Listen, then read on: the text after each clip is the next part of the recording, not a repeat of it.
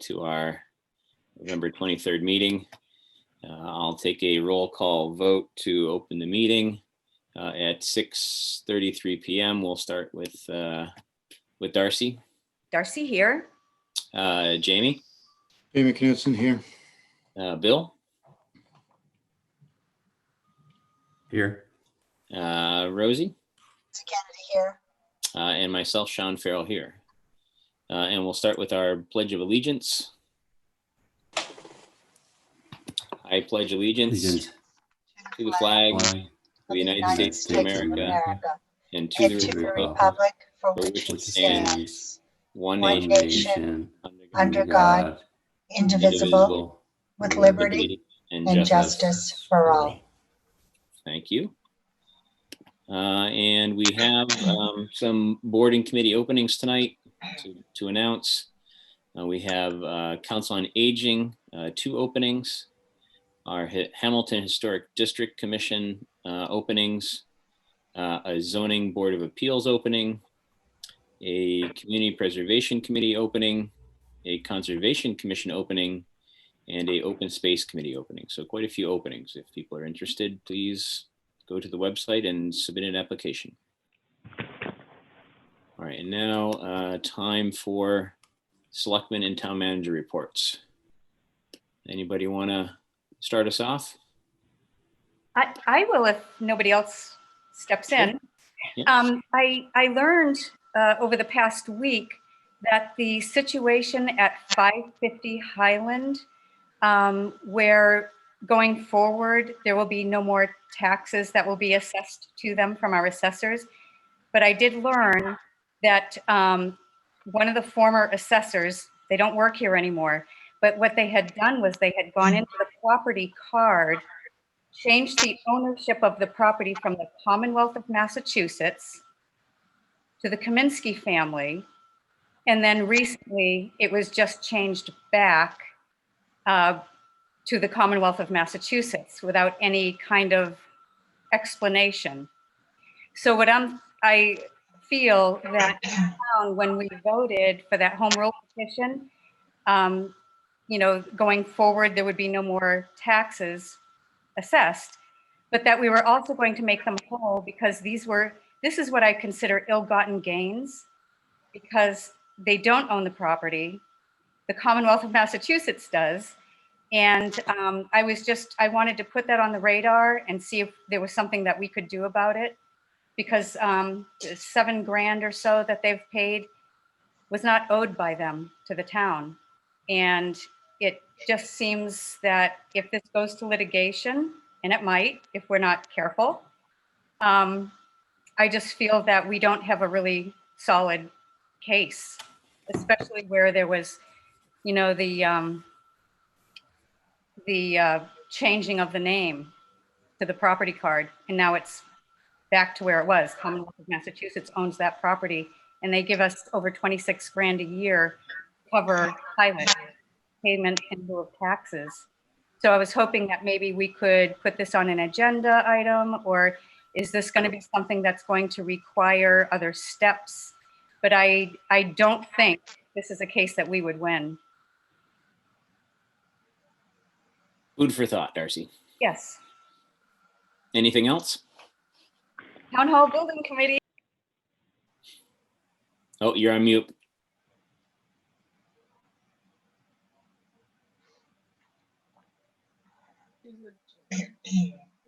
I see the host muted me. Oh.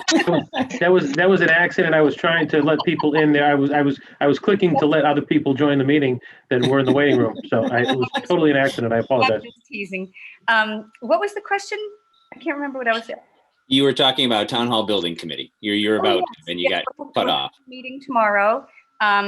We hope everybody gets the information that they need. Is it Tuesday? They're also having an informational.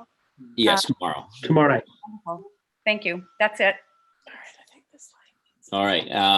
Rosie, you want to go next? Just a little comment about the Town Hall Building Committee. I think initially the plan was to have it dissolve when and if the Town Hall project passes. But the Building Committee feels that they'd like to continue that committee throughout the renovation process, as there would be perhaps monthly meetings to keep abreast of the progress and just be available if there are any problems. Yeah, that sounds good to me. So there was an ask that we have a vote on it. Joe, do you know if we have to have a formal vote on that, or? It probably, I mean, I'd have to go back and look and see how the committee was originally charged. If it was charged just to be a development committee for town meeting, then you probably would have to have a vote, and you'd have to have that on an agenda before you could vote for it. So we could put it on the agenda for the next meeting and do that. Great. Thank you. Delivered by Jack.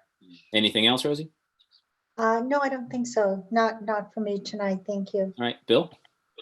I don't have much, but I think on December 1st, the planning board's going to start to look at some bylaws, and they're going to start looking at it as a flexible zoning bylaw, see if it's appropriate for town of Hamilton. But we've been on their docket for a while to start looking at some of the those type of bylaws. So that's a December 1st discussion, to open that discussion, talking about a flexible zoning bylaw. So if you want to see what that's about, join the meeting on the 1st.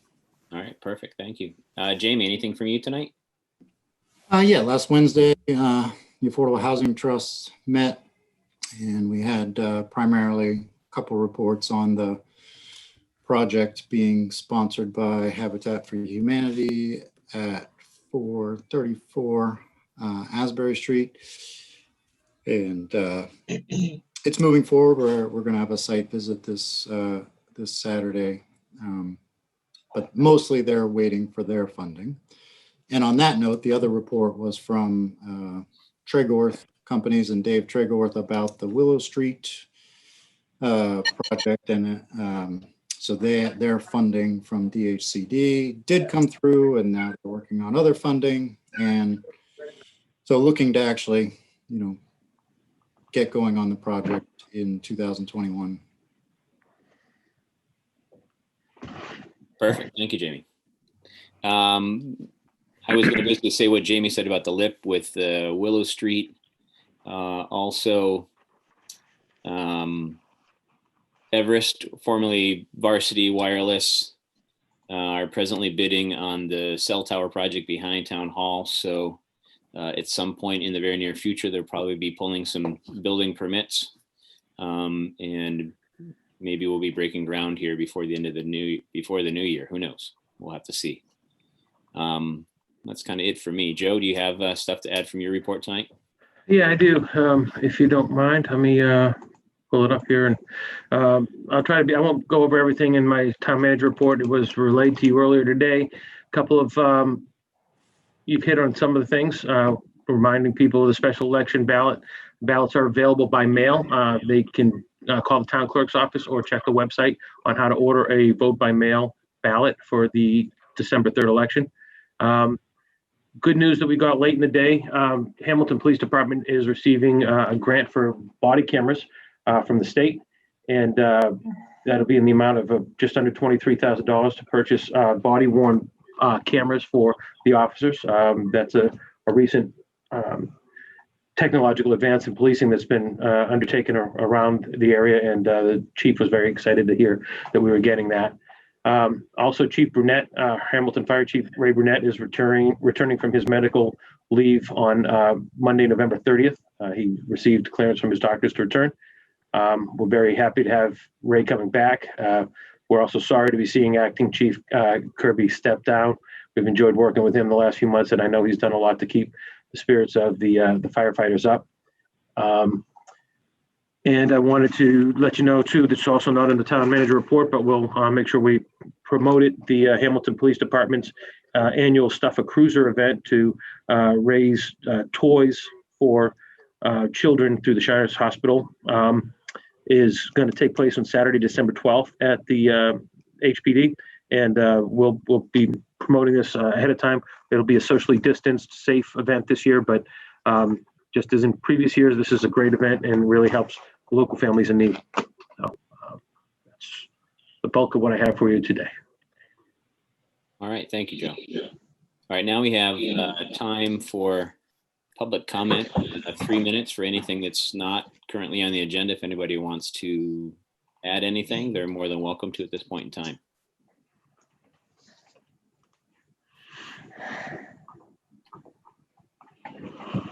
The only thing I'm going to add, Sean, somebody else, is that there were some emails about some potential grants which are out there right now. So with Oh, the public comment, we're going to, I think, look at the grants, see if they're, well, how we can use them in Hamilton. So I know that Joe's looking at that. So we appreciate the feedback we got from some people on some grants that are now available due to the sort of COVID response from the state. Yeah, I think it's a shot in talking about it for sure. We've got a short meeting about that tomorrow with Parks and Rec and or with Recreation and DPW and the kind of downtown, the Hamilton District Development Corporation to kind of talk about how we could potentially use those, utilizing some ideas that were passed along by residents. So thank you, Bill. All right, now onto our consent agenda. We have a couple of sets of minutes and one set of revised minutes. So we have approved the minutes of the Board of Selectmen meeting for September 12th, October 13th, November 14th, 2020, and also approved the revision of the minutes of the Board of Selectmen for October 19th. And that revision is in your packets, and it was just, I think, a change in the dollar amount was incorrect in the first set. So we're just going to correct it. So entertain a motion if anybody wants to make one. So moved. Second, anybody? Second. All right. All those in favor, we'll start with Darcy. Darcy Dale, aye. Rosie? Rosemary Kennedy, aye. Bill? William Olson, aye. Jamie? Jamie Knutson, aye. And myself, Sean Farrell, aye. Thank you, everyone. All right, moving right along. I think I saw Mary Beth Banos on the line here somewhere. So we have a Hamilton Wenham Regional School District Superintendent, kind of a discussion about schools and the state of where we are. So welcome, Mary Beth. Thanks for joining us tonight. Yeah, Thanks, thank you Mary for the invitation. It's nice to see everybody. I can, if it makes sense, I can offer a couple of thoughts, and then I would love to hear from you and what you're wondering about and how we can continue to build our partnership together. Yeah, that would be great. So one of the things, like so many folks, we're getting ready for Thanksgiving next week. And we're actually at this time sitting with two distinct realities. One is that we, like most of Massachusetts, is seeing an uptick in COVID rates. So we're closely monitoring that. Our COVID response team met last Friday. A subcommittee met today to just keep monitoring the numbers.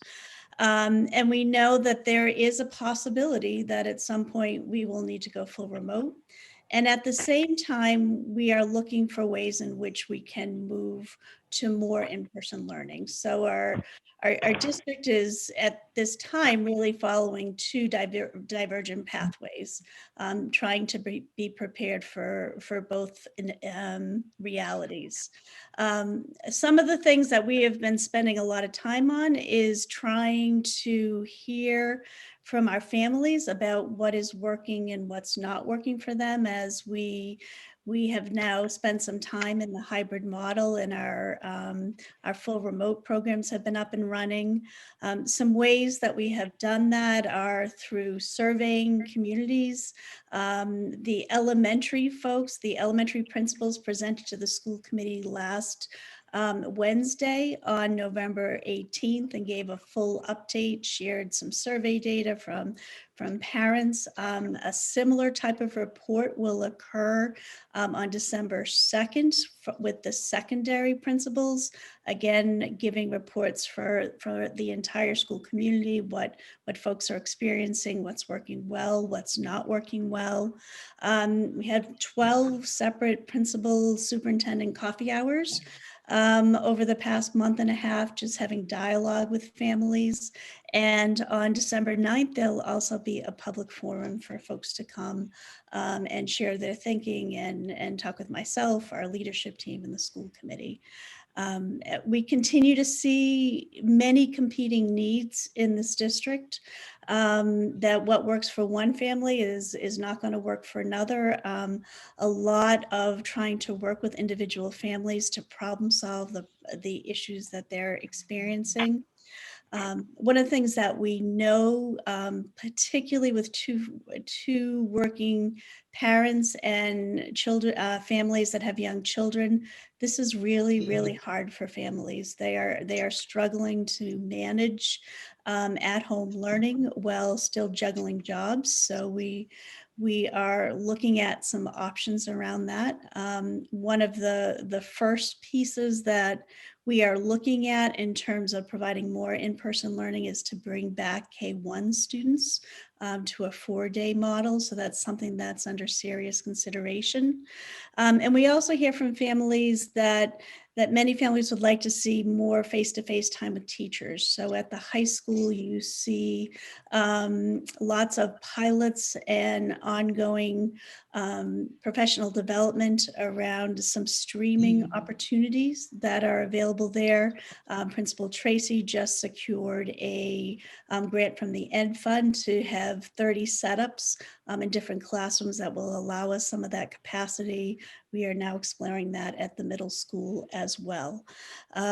So we have a lot going on. And I know also probably something that you will be involved in is the budget process, right? That's kicking off. Vinny and I actually have a meeting tomorrow to look at some things and see what is possible there. And right now it's looking like we have a meeting coming up on December 17th with the multiple boards across the 2 towns and the school committee to have a dialogue about how we work together on this process. So those are some brief updates and thoughts. And really, I'd love to be able to respond to any questions, concerns, or suggestions that you might have. Thank you very much. Yeah. Bill, you had a question you were I starting. had a couple. Hey, Mary Beth, how are you today? Thanks for I'm joining doing us. No, okay.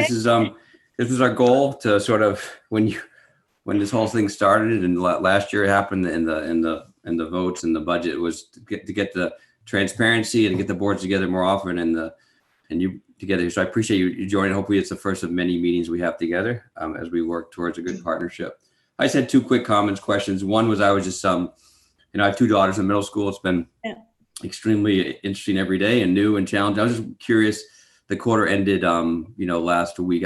Is there any trend in terms of grades? Have we seen the kids over on a general note? Have we seen grades sort of be consistent from year to year or drop or go up? So I was interested if you're looking at to see how the kids did on their grades compared to remote learning versus last year.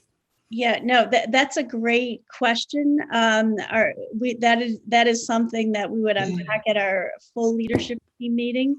So our next one is coming up in about I think it's December 2nd is the next meeting. So we'll be looking at those kinds of trends, looking for concerns. But at this point, we have not done a full analysis of that with the. Yes, it's fair, but you're going to look at it. It's great. And the second question I had is you did a great job talking about families and parents and kids. I was curious how the teachers are holding up. I mean, obviously they're a big part of the district too. So how do the teachers think that things are going and how is that? Give a couple comments on the teachers. Yeah, no, I think that what we see in talking with parents, parents are stressed and are here, and our teachers are there too.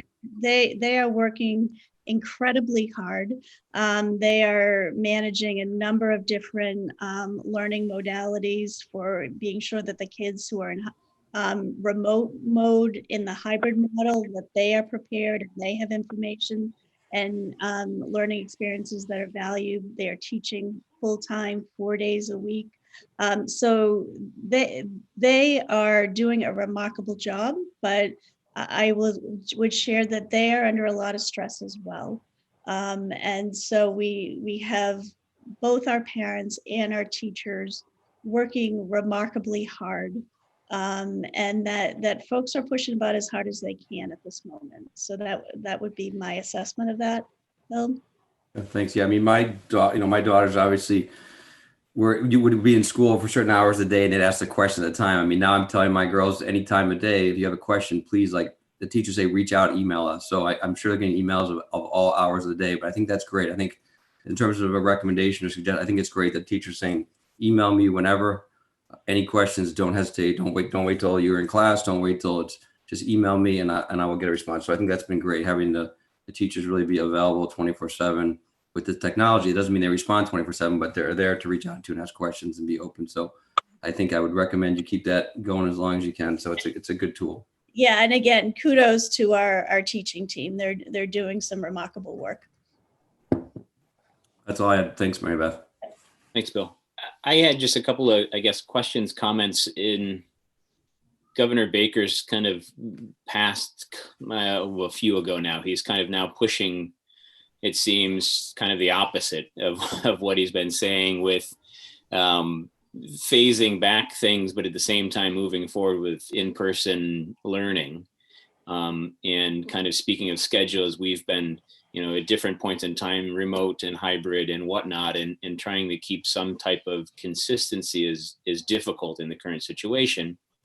And just wondering if you have been talking to other superintendents on the North Shore with similar kind of, I don't want to say concerns, but maybe an action plan if the governor starts really pushing for in-school daily learning. I know he said that there's no data that's saying there's transmission in the school, but I would kind of guess that the data is saying that because we are half caseload with distancing and masks and whatnot. And I think if we went back to a full classroom, it would be difficult to manage and possibly even would require more time from staff to set up for kind of a, quotes, back to normal situation.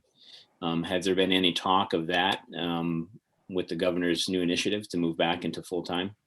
Yeah, so there's a couple words that come at the end of it that I think we've all been talking about. The Massachusetts Association of School Superintendents have been talking about, and that's getting students back in person if feasible. Those are the two critical words there.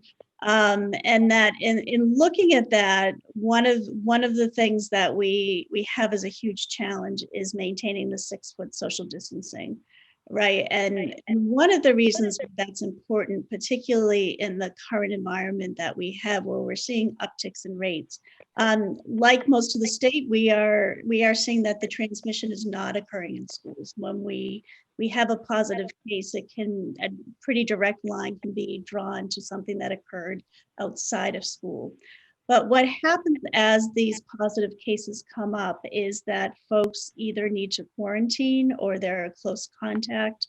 And that creates problems if you go below 6 feet. If you have 6 feet social distancing and say somebody in the class tested positive, because you're 6 feet and masked, the people in that class are not considered close contact.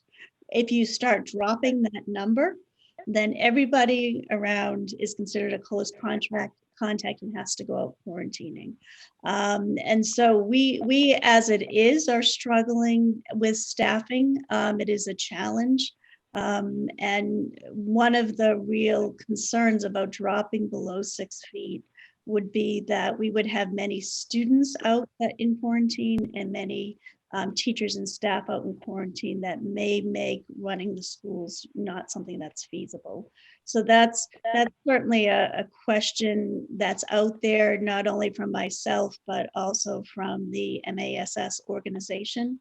Interestingly, today, there was an email chain going around from regional superintendents asking what people are doing about Thanksgiving. Are they going to hang in there with the hybrid? Pretty universally, people are saying yes, that they are moving forward with that. But at this point, the conversation is more about trying to maintain what we have in face of the rapidly increasing COVID infection rates. Right. And then just kind of some budget talk. I think it's wonderful that, we're having this dialogue now and talking about the kind of future collaboration with the budget process.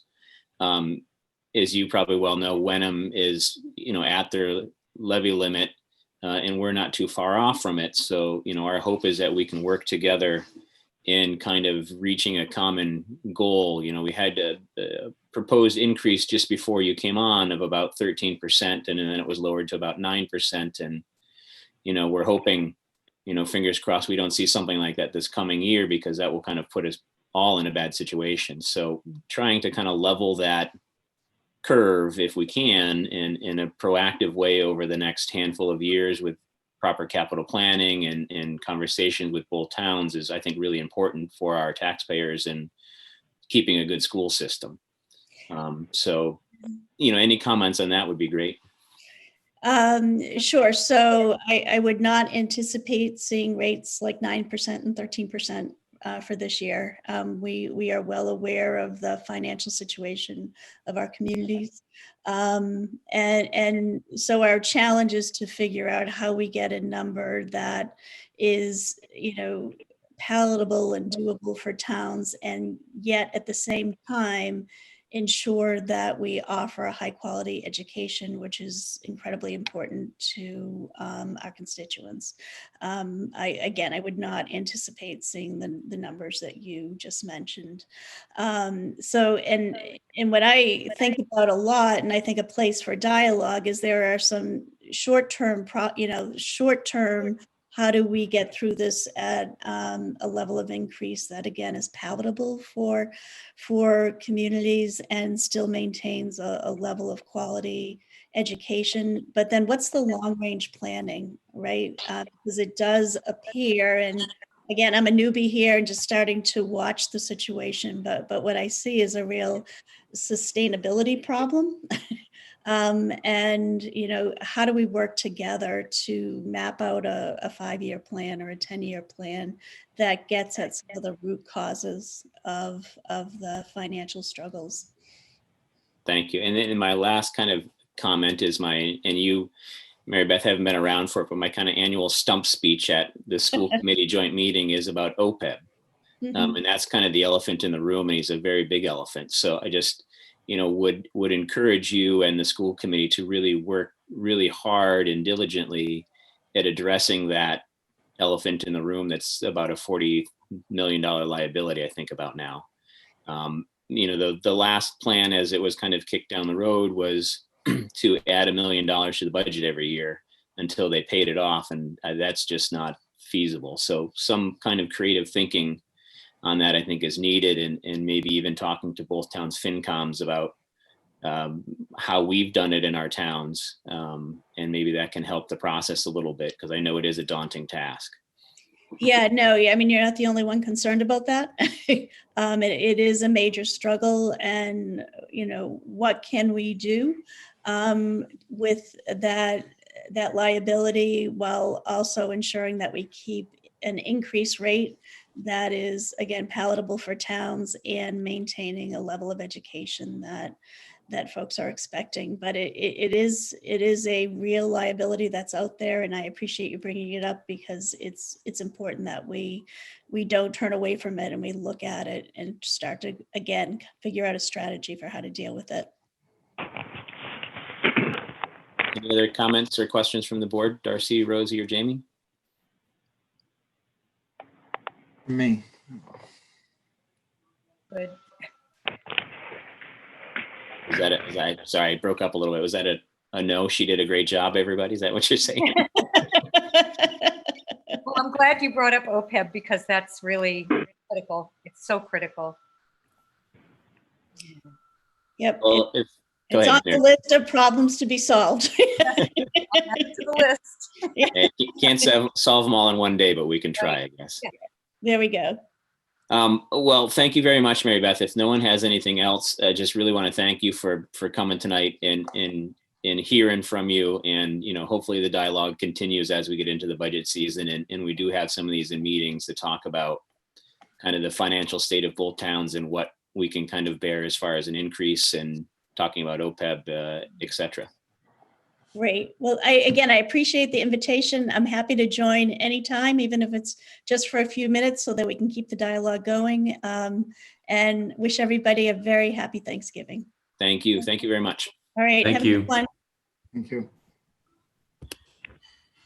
All right. And Joe, you might want to help me here because I lost my agenda when I was opening my email for, are we talking about chapter 91 next? Yeah, Is that chapter right? 91, yeah. All right, so up next we have chapter 91. And we've done this, I think we usually do it in November, the beginning, but we're a little bit behind. And I'm just looking, I think our current income limit is 47,520 for a single person and 71,280 for married. You must be 65 years of age as of July 1st. Other towns, they kind of go back and forth between 65 and 70. I think last year, the year before, we decided to go to 65. And you introduce asset limits of 61,581 for single person and 84,445 for married. The funding for the exception will be capped at 50,000. And the application deadline for Chapter 91 would be similar to other exemptions. Applications must be received by April 1st for the year's exemption. John, can you tell me the asset limitation does not include the property? Is that correct? I believe so. Joe, maybe you can clarify. I think we need to be clear. Right, that would be not inclusive of the property that they're getting the tax break on. But because I'm fairly certain all property in the town of Hamilton goes for more than that amount of money. There would be other assets. So it would be retirement? Would it be retirement? And I think it would be more like savings accounts and, stock options and things like that. So this is, the asset limitations are in keeping with the amendment that was just approved at the special town meeting. They actually might not take effect this year because that amendment still has to be approved by the Attorney General and hasn't been yet. But all the other things that Sean talked about are things that are consistent with what the board has done in the past and and the other kind of limits of the program, capping exemptions, capping the exemption at $50,000, for instance, and having revenue or income limits are consistent with previous year's limits. thank you. This is for 20, we're voting for 2021, correct? Correct. So I guess if someone wants to make a motion, I can read it again, and then someone can make it easier, just say so moved, and we can have a little discussion on it if we need to. Does that sound okay? I can give it, Sean. Yeah, go ahead.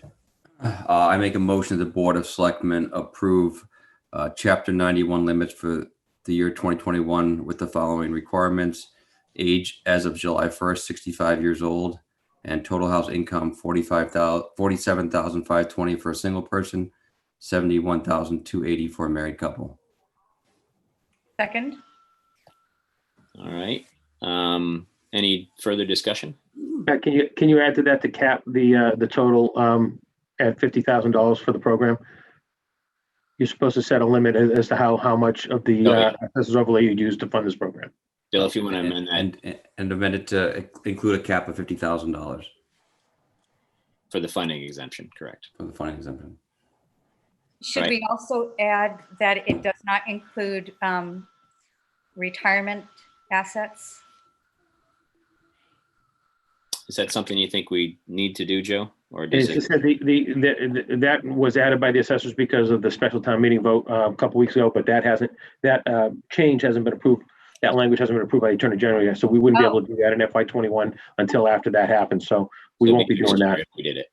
Part of the amended Chapter 91 bylaw would require the Board of Assessors to create, some guidance on all that stuff. And until we get it signed off on by the Attorney General, they won't do that. So that won't be part of this year's program anyway. In 2022, that'll probably be where we're talking about that.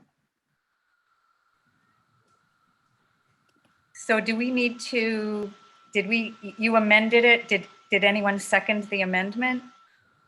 No, why don't you second the amendment, Darcy? All right. Any further discussion? Fairly straightforward, I think. Are the people, Joe, people using this program? Yeah, there's a pretty consistent group of people that all qualify at the income levels and by the age levels, 10 to 15 a year. And we usually reach that max cap of $50,000. Over the lifetime. Oh, yeah, over the, program. So. All right, any other discussion or questions? All right, we'll call the vote. All those in favor, we'll start with Darcy. Darcy Dale, aye. Rosie? Rosie Kennedy, aye. Bill? William Olson, aye. Jamie? Jamie Knudsen, aye. And myself, Sean Farrell, aye. All right, up next, we have Town Manager Review Template, discussion and vote. And I have, and Joe, do you have the current laundry list we have there for you? If you don't, I might have it. Let me share it, hold on. Yeah.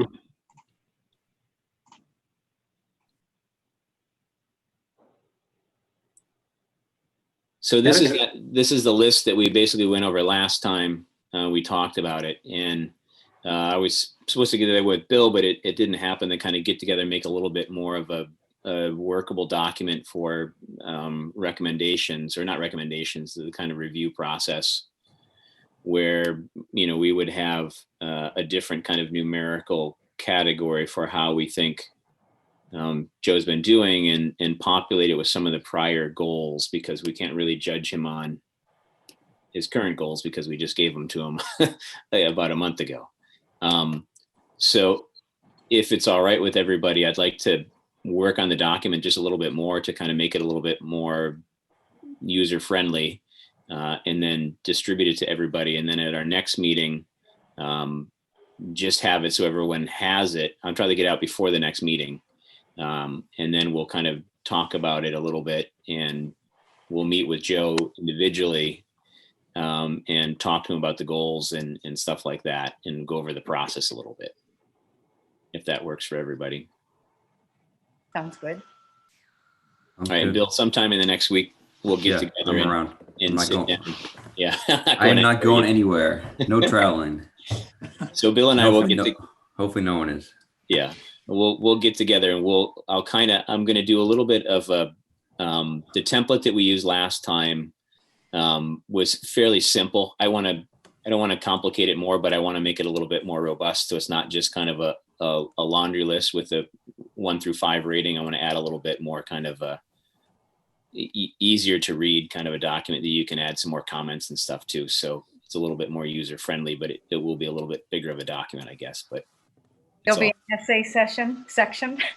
Yeah, short answers and 2-page essays. No, nothing like that. But a little bit more user friendly to add some more input and stuff like that, and comments on the different things, and then just categorizing them a little bit more succinctly. So, and then adding in his prior goals so that we can talk about those as well.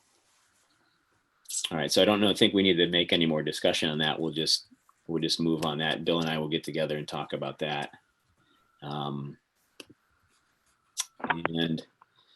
So next on our agenda is a recap of special town meeting. So I'll kind of kick off the conversation. I think we had a good town meeting. All things considered, that we're in the middle of a global pandemic. But I think the clickers, or the automatic vote takers, were really a game changer. I mean, I wish we had enough of them last time. We just didn't anticipate so many people coming to the Springtown meeting. But this one, I think it was very well. The only kind of criticism I'll have about the counters was that on the screen, it only went to 100. And I think we had 120 some people that were voting. So those 20 people couldn't see their votes registered, so maybe next time we make this screen have a little bit more in it, or maybe we could do one screen with the 100 and then the overflow on the other screen. I think talk to Joe, there was another screen. It just we weren't toggling over to it. So is that what it was? There was that feature. Yeah, there was another screen in the background. They just didn't toggle to it, unfortunately, but we can make a note to make sure we do that in the future. Yeah, just because I thought it was really nice to be able to hit. I was number 55, and as soon as I hit it, I saw that it was up there. So that was kind of nice. Can you confirm that the votes that we didn't see did get counted? Yeah, the totals add up. We have Yeah, the actually, we have the totals sheet add up here. to the total number of clickers we got out. So they Okay, did. Within a couple, there were a couple of items where people didn't vote. So, you would have, so if you added in the abstentions or the blanks with those who voted, you got to the right number. So it was counting everybody properly. It just some people on different issues chose not to vote. So. Yeah, and you should, if you reviewed your packet, you could see all the numbers in there, which was kind of nice to see all the yays, nays, and abstains in there. Yeah, we have that for the record now, which is nice. I mean, it's in the record, and we had counts and clarity on it. So yeah, I mean, we started this prep process 2.5 years ago. So it's thanks, Joe, for taking us to the finish line on this and getting them to the meeting. So Any other comments? I mean, I just think it's a great format for the town meeting. We've had two that went really well. So, I know, Joe, you've been thinking about moving forward on other town meetings. So I think it's cost, to look at cost and balance everything, but I think it's a good format to have it in the tent versus the auditorium. So, Joe, I don't know what your thoughts are, and I know you had some because I'm basically quoting you here, but Yeah, tell us what you're thinking. Joe and I had a kind of brief conversation that day, just saying that we're most likely planning on the same format for our Springtown meeting because of, we just don't know the situation. So we're going to kind of be proactive and move forward with the same scenario we did the other 2 times. Is that Yeah, more no. CARES money coming our way for that too? Unclear. The CARES money currently deadlines on December 31st. There has been some talk that Congress may extend the deadline. I know that there was a letter that's being sent to the state's delegation from cities and towns, of which I did sign on. I was asked to by MAPC. I signed on to the letter to ask Congress to extend the deadline or to provide alternative funding because the pandemic is ongoing and certainly going to last beyond December 31st. So if that comes to pass, then we tap it again. If not, I have had a very preliminary conversation with FinCom about the potential use of reserve fund transfer to handle the costs associated with a tent town meeting if needed. But That's kind of our fallback, is the FinCom reserve. Nice. And do you know, Joe, with Governor Baker's state of emergency, is that part of our kind of argument that it should last as long as state of emergency lasts? Yeah, that's a big part of it. And just the sheer numbers of people that are still getting sick and hospitalizations rates and everything else. Nobody right now is predicting that, this is going to start to tail again before the cold weather is gone. So I think we're probably living with a lot of people indoors through February, March. So, we believe we're going to be contact tracing through that time. We should have access to the funds that can help us do that. So. Right. Any other town meeting comments? I don't know what our record is for speedy town meetings, but that one was up there, I think. I feel every time I, in the past, have thought we're going to have a fairly quick town meeting, I'm totally wrong. So it was kind of nice to be fairly efficient with it. And I think conversations went well. No one really got out of hand as we have sometimes in the past. But I think everyone was very civil to each other and things went well. I think Mr. Bowler did a good job of moving things along. And I think I'm looking forward to all the stuff that we passed, town hall and et cetera, moving forward. It was a very encouraging town meeting for me anyway. And just want to clarify my earlier comment. When I say I had a very preliminary conversation with the chairman of FinCom, I only told him that I would probably be asking. I didn't, we haven't, nothing's settled yet. I have to do the paperwork and go meet with them and get their blessing. But I mean, I have at least given them the heads up that we would likely be asking if needed. So I don't want people at home thinking that there was any kind of a deal cut or anything like that. It's not done yet. So no, much discussion that happened before that happens. All right, next agenda item, if nobody has anything else for town meeting, is Human Rights Commission policy discussion and vote. I've gotten kind of a flurry of emails over the last few days for people in support of it or not support of it. I got and I distributed an email from Rosie to the rest of the board about looking more towards our correct me if I'm wrong, was there anti-discrimination policy that the town already has existing? And Darcy, I can't remember, forgive me if you had sent me something other than your original email a little while ago. I can't remember. I know I did I send. think it's from before, prior to the last meeting, you had some Yeah, it was comments and before there was clarification yes. for me on what was actually, we were talking about two different things, which I wasn't exactly sure of. And I think that's part of the issue, is that there's not a lot of clarity for most people. And I really liked Rosie's anti-discrimination policy and liaison, because it performs the exact same function as the raw unedited document, but it's shorter, easier to read, and it doesn't involve so many people. So I think, we want to make sure that there's no public shaming of people, that we have a system in place that engenders trust, and don't want to divide the town.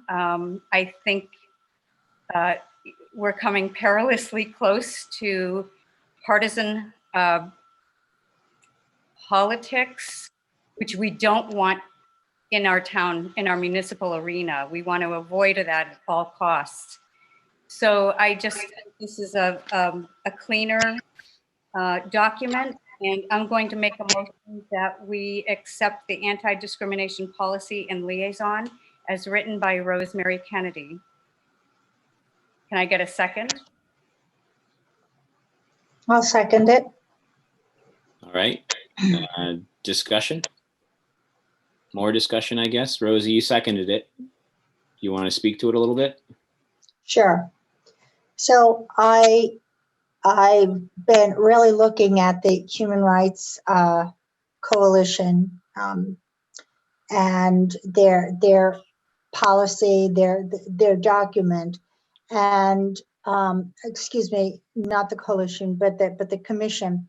And I sent some questions to Anna Sitzek, because I was unsure about a lot of things, and I got a very nice response from her. And so I thought that there were several issues with the Human Rights Commission proposal. The first thing I want to say is I think the Human Rights Coalition, I think it's a wonderful policy. I support the Human Rights Coalition 100%. I think that they have a very nicely organized structure. They have a plan.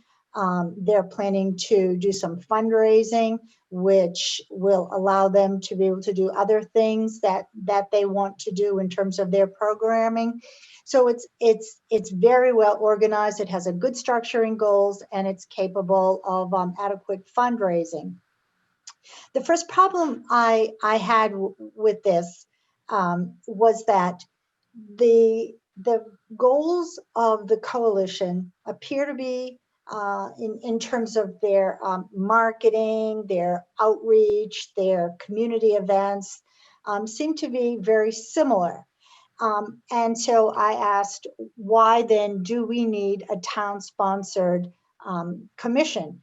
And the answer was really unclear what exactly the reasoning was, but somehow it seemed to do with if there were internal employee issues, or if there were police issues, that the town would be able to respond to that, because those are legal issues when you talk about discrimination. And so of course, we have lots of federal and state laws on the books, and unequivocally the town would respond to those things. The next, so therefore it was hard for me to understand why we needed to. The next issue is that some of the strategies that the coalition would employ would be, say, picketing, or boycotting, or doing something to attract social media. And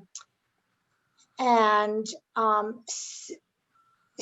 I was concerned about that because a town human rights commission cannot be involved in those things unless it's, we cannot be involved in that. People have the right to free speech. We may certainly not agree with some of their speech, but we are a town, we are a government agency, and we have no right to, in a sense, censor people and say, we don't like what you're doing, so we're not going to agree with it. So the problem I have is there's too much intertwining with a citizen coalition and a governmental agency. So the next thing, the most important thing is every person in Hamilton holds civil rights. And among them is the right to free speech. And no matter how distasteful or offensive a particular speech, words may be, we don't, if it's not prohibited by law, then the town has no right to mediate, to prevent, or to resolve the issue. It's not our jurisdiction to do that. We have laws to protect people against discrimination, very strong laws. And so that's why the common ground would be the town anti-discrimination policy, which absolutely, unequivocally confirms and reaffirms the town's commitment to protecting the civil rights of all people. And the appointment of a liaison to help guide violations of the law to the appropriate source. I believe that this anti-discrimination policy with a liaison would not lead to any division within our town. Already, when I see emails that say we should not have this policy, some people see it as a witch hunt. Other people say we should have this Human Rights Commission. I already see a lot of division, and I find that something that our town doesn't want. I, as a selectman, don't want it. And so that's why I felt that this, if Joe, when he get a chance, could put that up on the screen, it might help people to read it and understand the implications of that.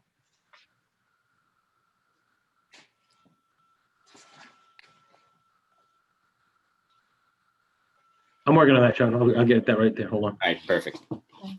I mean, I got your email, Rose. I saw your emails and your comments, but that's what I was looking for, the one-page sort of summary. So is that what you're pulling up, Joe? Yeah.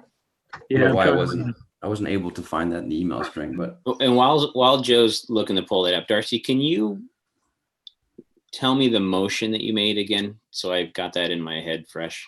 Yes, I made a motion that we accept the anti-discrimination policy and liaison document as written by Rosemary Kennedy. Okay. Seeing Thank that? you for clarifying. Everybody seeing that? Yeah, you're going to want to scroll up a little bit. There you go. You know, That's it. we have a continuum of beliefs, you know what I mean? And you have one on one end and one on the other. We need to be in the middle, more in the middle, so that, you know, it's more middle of the road. It's going to be seen as not political. It cannot be a political document. Give everybody just a minute to look that over.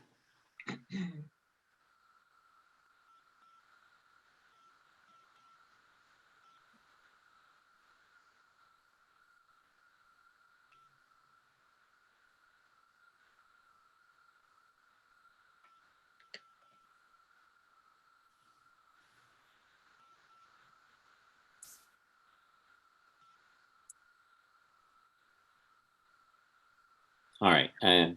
Hopefully that's enough time for everybody to read through it. So we have a motion on the floor.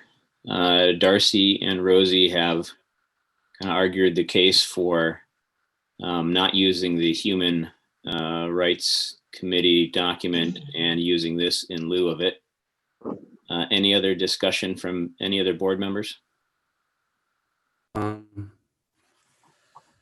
mean, I think I like the attempt that Rosie made. I think she like what she did, what she said she was going to do. She sort of tried to boil this thing down to a page, and I just don't think it's I think one person is not the idea. The idea was to have an advisory committee of multiple people, multiple facets. So that's where I think it doesn't go far enough. Is that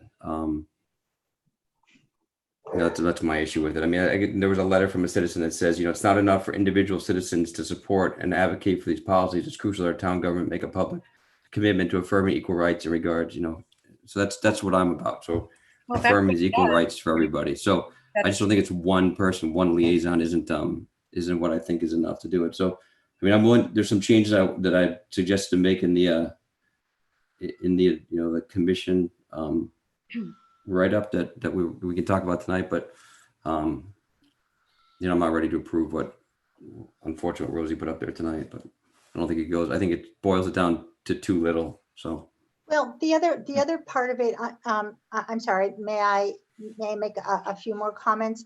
One of the problems that I have with the commission statement is it talks about condemning various speech, such as hate, bigotry, disrespect. I mean, those are very nebulous terms. Those are undefinable. And one of the concerns that I had when Anna responded to my questions is made it clear that the commission has no jurisdiction to gosh, what is the word here? Adjudicate. It has no investigation, subpoena, and deposition. But in her own words, she says, in the case of complaints, the Hamilton Human Rights Commission is more like a mediation for disputes. And I strongly object to that, because you have people with a single purpose on this committee who feel extremely strongly about all of the language that's in this commission. And I feel that the Human Rights Commission, being so intertwined with the Human Rights Coalition, that the problem is that they're not going to know their boundaries, and they do not have the right to mediate any of this. These are issues that should come back if there's, the only issue is whether it's legal or not. And if it's a legal behavior or statement, we don't have any right to tell people what they can do and what we can't do. That is censorship, and we don't have the right to do that. What we do have the right to do is refer questions such as that to the Human Rights Coalition, and they would have any right within their policies, their goals, their charter, whatever they decide is appropriate for them is perfectly reasonable to do. But you cross a line when you involve a town so deeply into these issues. So we have a motion on the floor for adopting the anti-discrimination policy and liaison as written by Rosie. We've got a second. We've had some discussion. I will call the vote now on it. And I'm sorry, Sean, if I just, if people want more time to look this over, to maybe expound it a bit more, I'm perfectly happy with that. Just because I put this forward doesn't mean it is the final say. But I think we should consider something that is brief, to the point, protects us legally, and also says what we would want it to say. I don't think it necessarily has to be all one or all the other, but this is an important policy. And I think if people still have questions about it and want to review it some more or edit it some more, that's perfectly reasonable. Yeah, I mean, I half agree with that. I think it's always important to give people time to digest things. And considering this is, I've only seen this document just briefly and just within the last day here. But I really want to get more to the core of the document that we've been working on for 6 months or so, and then have reviewed at our last 4 or 5 meetings here. Well, wait a minute. No, we Yeah. have not reviewed this document.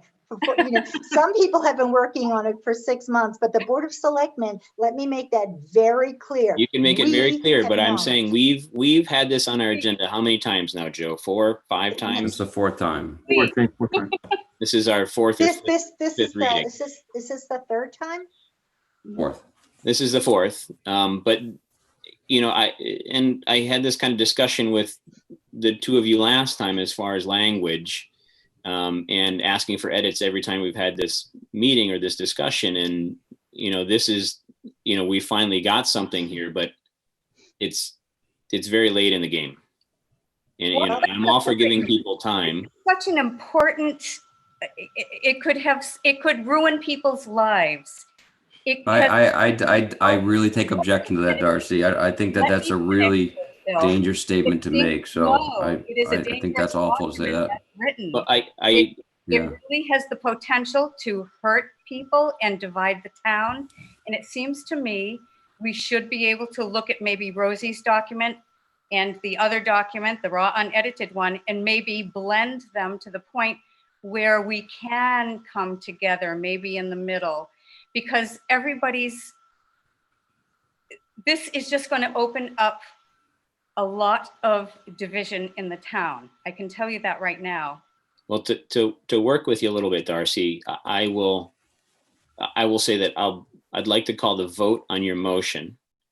If it doesn't pass, you are welcome to make another motion to I will. combine the documents or start a discussion about them. Yes, yes. Okay. And I think it's really important that we don't hide from the people. And I think we have a fulsome discussion. And maybe this is something that should go at town meeting. You're going to see there's going to be a raw unedited one, and maybe blend. I don't recognize the executive speaker. This is an executive discussion. Everybody's. No, we've got somebody's feedback here. Well, a lot of division in the It's town. feedback. We're getting Somebody feedback from somebody has their microphone open. Could I ask everybody that's watching, that's not participating in the discussion, to please mute your microphones so that we don't have, we're getting feedback, Darcy's own words through somebody else's speaker. Right, thank you. And I'll just add before we continue that I know there's a lot of people on the meeting tonight that want to speak for or against this. And I'll give everybody an opportunity after we have some discussion with the board, and get some opinions. Maybe we should have a public meeting about it. What's that? Maybe we should set up like a public meeting like we did with the Town Hall Building Committee, and maybe have a couple of working sessions, because a lot of people are just learning about it.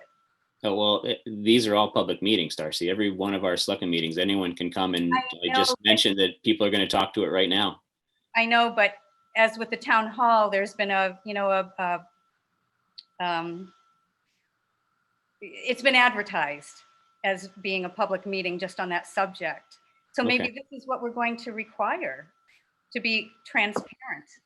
Well, I think we're being very transparent, but we can talk about that in a minute. So I'm gonna call the vote on Darcy's motion. So we'll start with Darcy. Darcy Dale, aye. Bill Olson. nay. Roseby. Rosemary Kennedy, aye. Jamie. Amy Knudsen, nay. And Sean Farrell, nay. So the motion doesn't pass. I make a motion that we table this until we can come to an agreement on how we can bring the public into this more fully. Maybe have a public meeting, maybe bring it to ATM. So what would be the best way to word that? I make a motion that we table this for now. In fact, I did speak with my good friend, Carrie Jelsma, who is with the Hamilton Wenham Human Rights Coalition. And I had a very good discussion with her over the weekend. And even she suggested it might be best at this point in time to table until we can iron out some of these differences, because it's very serious. So my motion is that we table it until we have more discussion.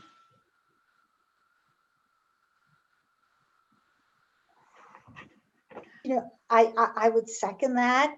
There's just so much tension involved in this, and Yep. it's What's the unnecessary. I don't understand what the big rush is either. I just don't. I don't know. I don't feel there's been a rush, Darcy. I feel that we've talked about it over 4 meetings now. That's 2 months plus the month or so that went into it with setting up the document and bringing it forward. You know, not to compare apples to oranges, but Wenham approved this document that we've looked at multiple times without much edits to it. Well, they're the only one that has such a document. There are no other towns around us that have such a document. Do they really want to be involved in religious initiatives where they would be reporting to the Board of Selectmen on various religious initiatives? But I think No. you're confusing. I think No, you're I'm not. confusing the purpose. No, I'm not. If you look at the document, and as I said in the past, there's a passage, I think it's number 5, job number 5, or what do they call it? Duties number 5. It talks about religious initiatives, and towns, the BOS would be involved in religious initiative. No, we don't do that. And the state. No, you're misinterpreting it still. It's talking about freedom of religion and the practice of your religion. That was prior. It's not talking about the sending a pastor to talk to somebody. It's not that at all. It's talking about religious discrimination. No, that's in the first part, and I agree with that. Our country was founded on that. What I'm talking about is under the duties. What they do is they're saying write reports on religious initiatives. No municipality should ever do that, and no church should do the reverse. That's the bright line I'm talking about. And I did call the state about that, and they said you have to keep them separate. You cannot ever commingle them because it's in our Constitution, and there's a bright line. So that's one thing that Wenham put in there that probably should not have gone in. It's number 5, as often as desired by the commission or requested by the Board of Selectmen, prepare written or oral reports on religious initiatives or relationships, including police relations, to cultivate. That is not a good practice. And I'll bet $1 million it would take 0.5 seconds for a lawyer to pick that out, and you would have litigation on us. We've got to be really careful. I don't think writing a report. Yeah, it's a report, and I you know, that disagree that it's not. Municipal bodies never read religious reports or anything like that. You just don't. But it's a reporting of if there's been any issues of those types of incidents. Was there an incident of a discrimination based on religion? Was there an incident based on someone's ethnicity being discriminated against, on their gender discrimination? Well, it's not codifying or saying that cultivate and encourage an atmosphere, blah blah blah. No, not blah blah blah, Darcy. Separate. But mutual understanding and harmonious intergroup relationships in town. It doesn't matter. You don't cross that bright line ever. That's your opinion, and I don't agree with your opinion. I'm gonna just pause everybody for just a second. Ethics investigator that I spoke to 2 weeks ago. It's the opinion of the state ethics investigator. He told me it would take about 0.5 seconds for a lawyer to get in there and litigate. So I'm going to just kind of bring us back. So we have a motion to table this discussion. Yes. Okay, Rosie seconded it. I'm going to call the vote on the motion, and then I would encourage someone to make a motion to talk about the actual document we're going to talk about tonight if it doesn't pass. All right, so all those in favor of tabling the discussion, we'll start with Darcy. Aye. Rosie? With the expectation that we'd actually continue to work on it, aye. Yes. Bill? William Wilson, I want to talk about it tonight, so nay. Jamie, Amy Knutson, nay. and myself, Sean Farrell, nay. So Sean, I make a motion that the Board of Selectmen approve the Hamilton Human Rights Commission write-up as amended and discussed tonight. All right, a second from anyone? So I will second so that we can have discussion. Okay, so there's been a motion to approve the document, and now discussion will be if we want any edits as from the last version that we saw. I believe my edits were in there, some of Bill's, and Bill sent some more, I think, today that for some reason didn't get distributed, and I apologize for that. Bill, does Joe have those? I saw an email later, but I didn't open it. Do you want me to try to open that one instead of this one? Let me, Sure.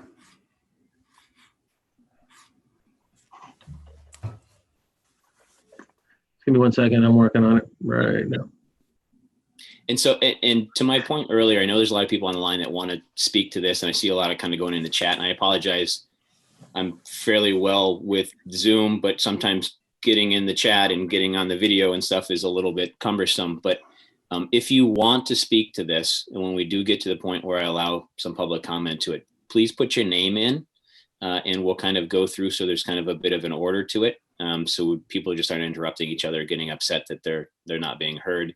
And I would ask that you keep it within the four corners of the discussion, keep it civil, and don't be redundant if you can. So Sean, my comments were in yellow. I think the major point was that I'm fine with the document as it was. I made some small tweaks that we can agree or not agree to make, but overall, I only had 2 or 3 comments. And I think, and I want to just state that this is very different than the coalition. This is very separate from the coalition, which is one reason I removed actually the word coalition from the document. But the one thing I did add and I wanted to discuss was that at one point we talked about having a student member, a non-voting member. Right. And I don't know what, at one point we took it out because we were concerned about the size of the group, but I thought we left it in there as a non-voting member would be a student from the Hamilton Wyndham Regional High School. So I'm not sure. We did, I believe so. And I think Wenham, when they adopted the policy last week, they had included that.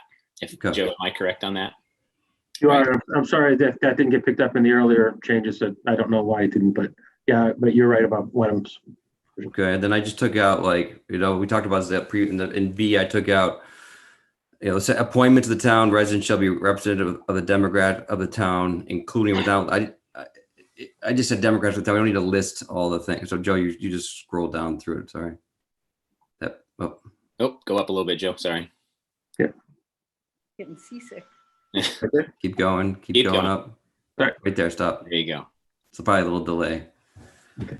So in paragraph B, I just took out, once again, I'm not a big fan of listing everything out because it's a general document and you get specific when you start listing everything out. So it's just. Yeah. And Joe, could you do us a favor and enlarge that so people can read it? Us old people with bad eyes.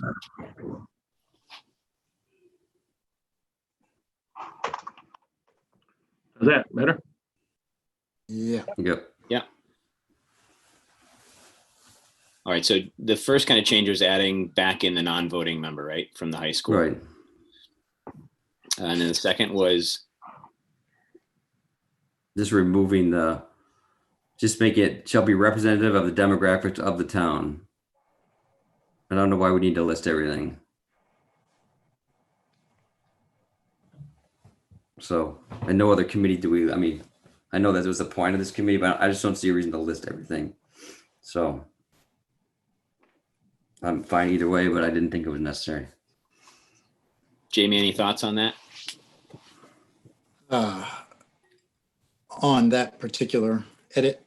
Do you want to kind of go through all of Bill's edits first and then kind of discuss them as holistically, or do you want to go through kind of one at a time, or any thoughts? I'll entertain them. It's because it's up above. If you go up above, it's in paragraph. The second paragraph, it lists all these things. So I didn't think it was redundant to list them again.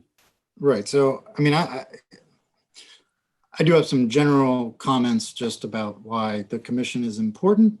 I'm sure they'll come up somewhere along the way. So I'll stick with the edits at the moment. Okay.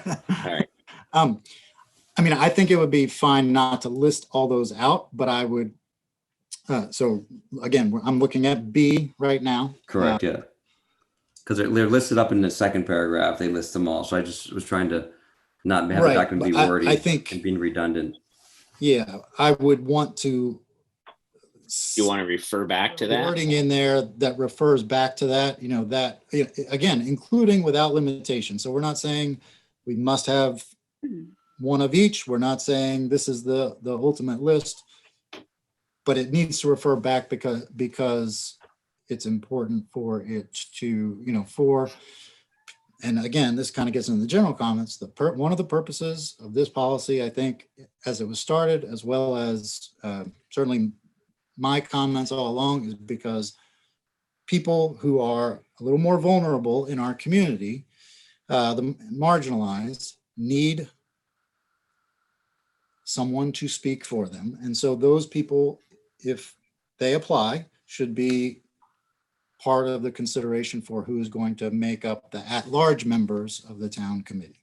So, and to Jamie's point, I think, Bill, I know you're trying to streamline it a little bit, but I think part A is more to the access to services. I see Anna's comment in the chat here, and B refers to the composition of the commission. So they're a little bit different, even though they say the same thing, and it does seem a little redundant, but they're different. Is that kind of I what find you're either way, I find either way, I just don't think you need to list everything, because once again, how do you know you're listing everything? but So. I think that is the point of the including without limitation. right, covers that. But and by the way, I do want to address the ex-offender status, if I can. Yeah, go ahead. Just again, my opinion, that I think that should stay in the language, and it cannot be emphasized enough. And some of the reason why this is being made divisive is that people are not reading the document. And so I can say more about that in a general sense later, but that is especially with regard to ex-offender status, is that this is not saying that every ex-offender needs to be given a house and a car. It's just saying that as a town, we don't want to discriminate against somebody or oppress them just because they committed a crime and did their time.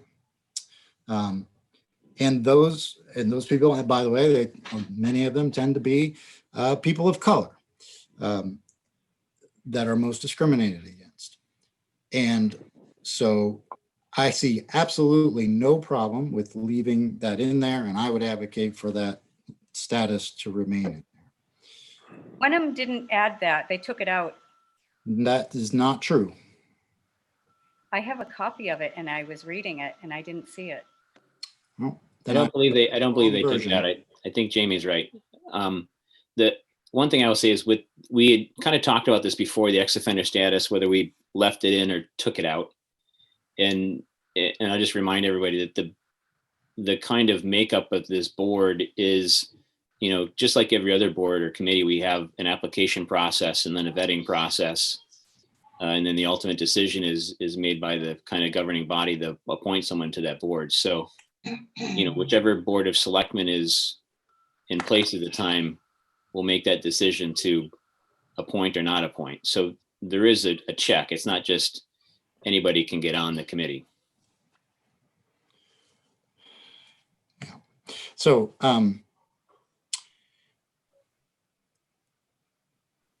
interrupt me whenever you want, especially if it's pause. But I also wanted to address, so I'm unclear as far as the edits go, because what I got in the packet was a kind of a comment by Joe that for lack of a better term, we'll call it the protected classes up above in the purpose statement, that those were going to be removed. And I similarly would not be in favor of removing any of that in the second paragraph. There are potentially some edits in the first paragraph of the purpose statement that if someone made a good argument as to why they should be taken out. I wouldn't be opposed to them being taken out. So that's, anyway, that's my, that's what I would like to see. I would like to see in all the type, as well as the types of discrimination. In my opinion, it is important that they stay in there. And again, this body is not adjudicating or dealing with any of those, the protected classes or the type of discrimination. All that is stated in there is that we as a town want our citizens to be free of those things. All 5 of us should be comfortable stating that we want to be free of those things. How that gets done is a different thing. So I'll stop there. I have a few more, again, comments to make about why this is an important commission. But as far as edits go, I'll stop there and just let you know that that's. So I have a question. So what is the proposed makeup of this board, since their goals and their structure is essentially duplicative of the Human Rights Coalition? And the Human Rights Coalition has said that they will use things such as picketing, boycotting, mediating. And so my question is, how do we as a town, parse out who belongs where, and because the town's legal responsibility begins and ends with legally prohibited discrimination. So how are we going to decide who is on each board? Because I suspect that there will be people who will want to be on both boards. So how do we do that? And then if there's an issue with what some people may consider, for lack of a better word, harassment, if you picket, if you try to mediate, how do you decide who's responsible for that? Because the town, I have no issue whatsoever with the coalition doing any of this work, but there is an absolute boundary for the town. And this is too intertwined, and I worry a great deal about that we open ourselves up to litigation. We don't have the right to decide what's disrespect, what's microaggression. Now the Human Rights Coalition can do that, but we don't have that right. We can't decide that. And to put this even these statements in here, and the fact that our core value means that you're going to structure your behavior to realizing those core values. So I think we need to think very carefully about what this is saying about us. I have real problems with this. Well, the commission and the committee and the coalition are the same in one fact, that they are pro-human rights. I think there's still confusion between the roles of both and the kind of purpose for both, or at least and that's exactly my point, Sean. I worry that there's too much duplication, which is why which is gone now. Just to make the point that we need to clarify where we stand legally and morally as a town. And it's very worrisome to me that there's it's just too intermeshed here. I don't feel the same way, but that's just my opinion. So they're 2 different organizations, and I just think I wish we would stop talking about the coalition. We're not talking about the coalition. We're talking about the commission. So coalition is not on the agenda tonight, so we should not be talking about the coalition. We're talking about the commission. But Sean, I would urge that we want to get this approved tonight, and we need to talk about the word. So let's talk about. Yeah, I was just gonna. Thank you, Bill. I was just gonna kind of bring us back to talking about the edits instead of the kind of the coalition. So correct. With all due respect, this does include understanding the roles of each and how they're intertwined and the worrisome features about that. So. Bill, you want to keep going with the Sure. edits that you had? And I think maybe what we'll do is we'll go through all your edits, Bill. And then, Yep. and Jamie, if you want to kind of in tandem comment on them, or we can wait to the end, and then you and I, Jamie, can comment on them, and Darcy and Rosie can comment on the edits as well if they're interested in it. And then we can kind of move forward with what edits we agree to or don't agree to. On the second page, Joe, number 2. I do agree they're different. They shouldn't be intertwined. So that's why I said promote understanding of the diverse culture within the town and surrounding areas by working with the local and other regional human rights organizations. It might change its name next week. We shouldn't list a coalition that may or may not change its name or may not morph. So it just be local and other regional human rights organizations, and it's a catch-all. So and then Same function as the coalition. That's what they do. Looks like it's verbatim from the coalition. I don't understand your comment, Darcy. I'm just saying it looks like it's verbatim taken from the coalition's documents. What looks like it's verbatim? Well, I think it's moved.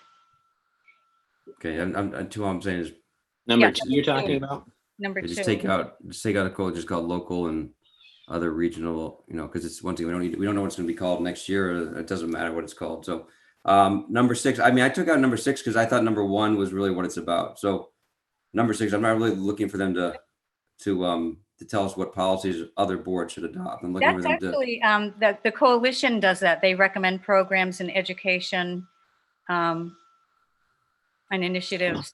So It looks like we're I don't doing. want to talk about the coalition. Sean, we're not talking about the coalition, we're talking about the commission. So it's not on the agenda to talk about the coalition. We're not discussing the coalition tonight. We're talking about the commission.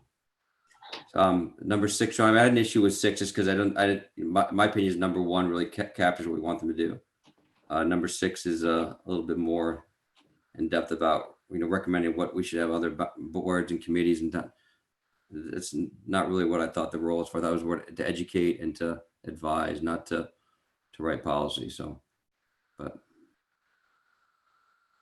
then 7, I guess I'm fine with. I didn't know if it exists or not. When I said, what if it doesn't exist? We're putting that thing in there for, that's really what was number 2 was about, working with other local and regional organizations.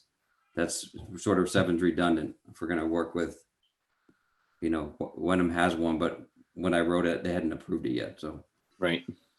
So that was just cleaning up some language I thought was either redundant or too specific for flexibility.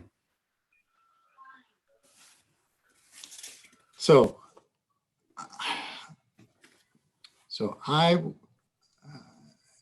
and by the way, I didn't, obviously or maybe it's not obvious, but I didn't see these edits until right now.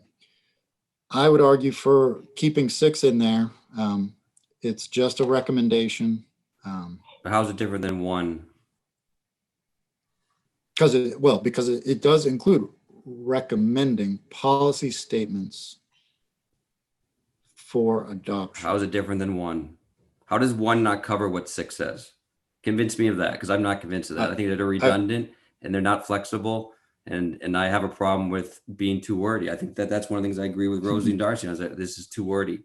It needs to be. It's an advisory committee that's a very general, and if we're making this thing so specific and not flexible, it's not going to work. So could we somehow combine 1 and 6 into an overarching, so it does shorten the document a little bit, but you still get the point across as far as the recommendations? Right? Policies, just put that word, just like Joe put it in there. Recommend programs, policies, and initiatives. Sure, fine. Right, and then it's, they'd be promoting them to us most likely. So then, does that make sense, Jamie? Yep. And then in number 2, you can add something about Wenham in there. Promote an understanding, and get rid of number 7. Promote an understanding. There's within the towns of Hamilton and Wenham, or something like that. If you want to have and I think that, like your statement, taking out the Human Rights Coalition, I think is good, because it's like it may you know, it may change, it may be a different entity over the years. So we don't want to make it a document that's going to be outdated at some point. And maybe, yeah. So, but I would just, if you want to have Wenham put Wenham in number 2. So town of Wenham, if you want to list town of Wenham, but, or, you know, shared So, municipal or Let's see, something. But promote an understanding of the diverse cultures within the town and surrounding areas by working with other organizations and local municipalities. yeah, that's fine. Perfect. Add local municipalities.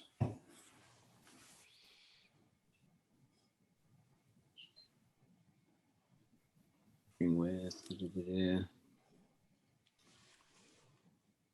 we'll get rid of the in front of Hamilton there. Yeah.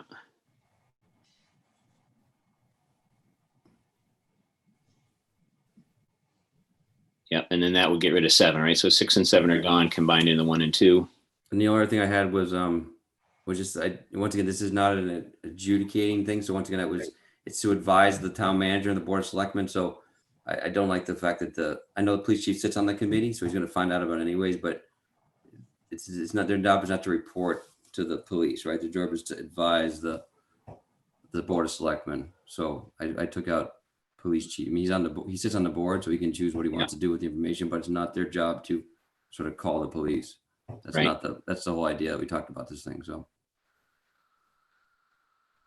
the board of selectmen can be on there. I think I was thinking more of just advisory committee to the town manager, but I think it makes sense to be, you know, I want to give them a clear, who are they reporting to? They reporting to the town manager or the board of selectmen? It should be one or the other, in my opinion. Right. So what is it? I would, and I would almost say town manager, and the town manager in his role, I would think would, if it needed attention, would bring it to the board of selectmen or the police chief. Right, I think so too. Right. That's why I crossed out. Yeah. So and that was it. Those were all my edits.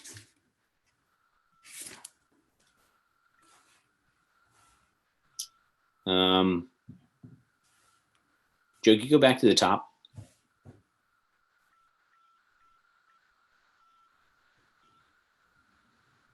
All right, so Jamie, you had some comments kind of earlier on. And I think we kind of addressed everything farther down in the document. And I think there's some consensus on that with you, Jamie. I'm not sure about Darcy and Rosie, but let's maybe talk about some of the stuff in the top now. And I know Jamie had some other comments, and then maybe when we're done, we'll have a little bit more discussion. And then after we kind of figure out some edits, we'll take some comments from the public on support or against. Okay, I mean,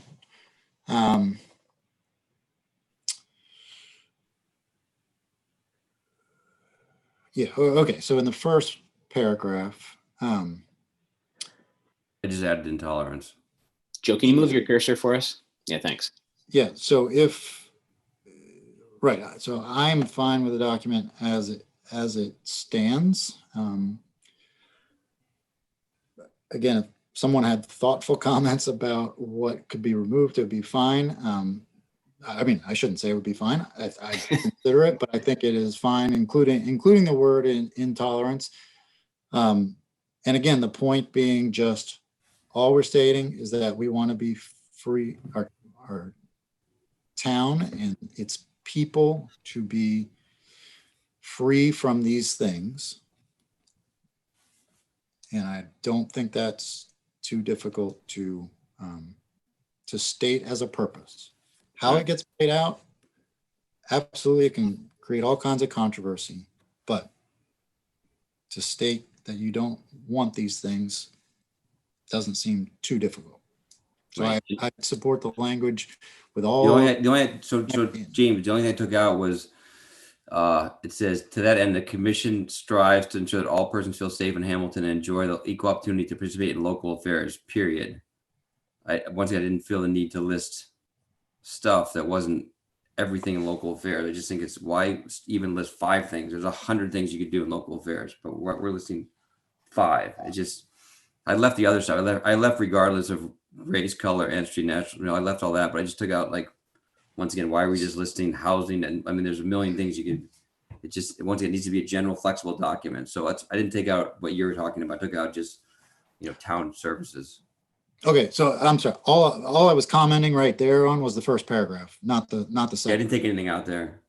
Okay, Well, right, there was a comment about something being taken out, so I was just, right. So, No, so nothing was just taken to, out in the just to first kind of paragraph. bring it back for a second, first paragraph, what we see is what so far we're Jamie's okay with, Bill's okay with, correct? yes. And then second paragraph, My only edit was taking out town affairs, trying to list 5 or 6 of them. That's the only thing I changed. Just local affairs, period.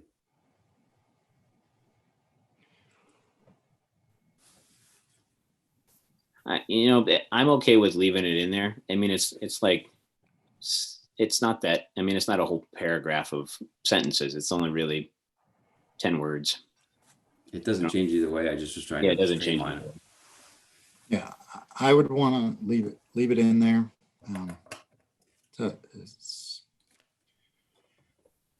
What are we leaving in so I can make that change in the document as you're going through here? What's I think crossed that out? the whole first 2 paragraphs, what we see would be kept. Just take out the crossouts. although, Not there. Nothing was changed there. Jamie, you were starting to say something? well, maybe it's my eyesight. So, I mean, I think it should say including but not limited to, right? So, yeah. Yeah. And in the yellow there, it says including with respect, but not limited to. Yeah, but get rid of the words with respect. Right. Oh, sorry. Yeah. So the words with respect should actually be deleted if we're gonna. Yeah, no, I agree. There you go. All right. That's fine. All right, so let's go down once Joe catches up with us here. Oh, yep. Bill, did you intentionally highlight that? Is that what that? I added that. Okay, all right, That's why it was highlighted. all right. And then we added the back in the non-voting student rep. So on that, I have no problem with it, but in B, where it says at-large members, Yeah, we changed that number, right? one of whom may be a high school student, I'm just trying to think through it. Will that create confusion Oh, I see what you're saying. Yeah. as to whether it's a voting member or not voting? I don't know. Yeah, I think you want to, I don't think you want to have it in both those places. No, take that out there. Yeah. It becomes too difficult with a 3-year term and they're in high school and they're not Exactly. 18 and Exactly.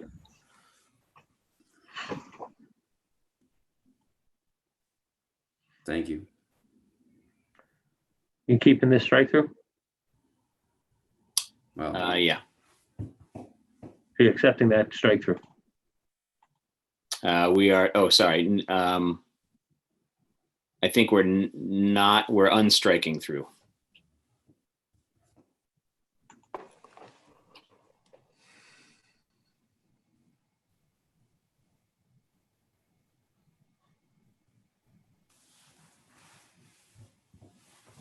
This one too? Yeah. Yeah, we have it in the above. So we kept, no, we took that out. do we take it out? That was part Yeah. of the debate. That was part of the compromise, I think, that we all made in the document. And I think even the sponsor agreed to take that out. So Yeah, I don't know who the sponsor is, but but I mean, I'm just stating for the record that I would want the ex-offender status to remain as part of the document. Is there different language, Jamie?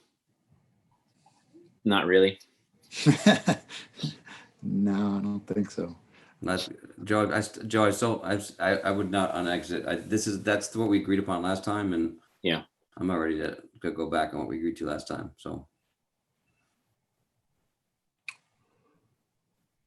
Well, Let me- what do you mean by agree? that's why I have a problem with.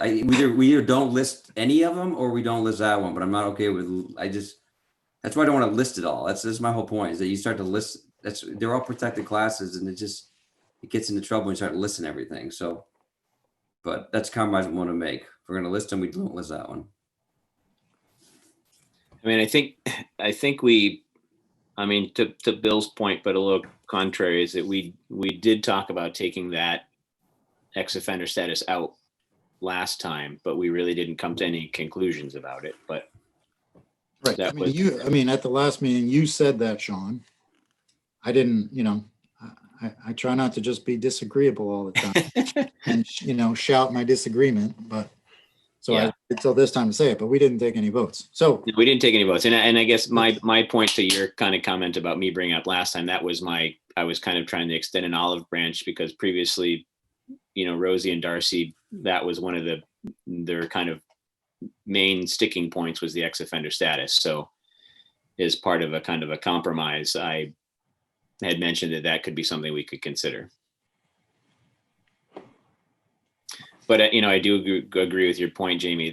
That's a pretty broad brush, ex-offender. And there's a whole lot of different situations that you can be an ex-offender and be an upstanding citizen.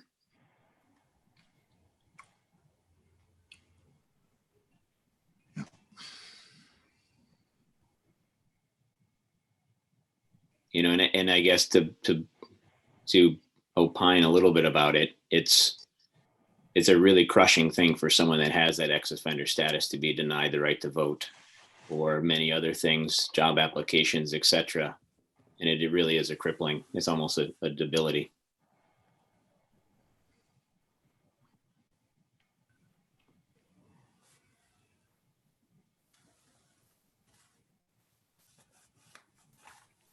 So do we want to include it or not? Jamie says yes. Bill, you say no. I'm on the fence. Anyone else? Darcy or Rosie?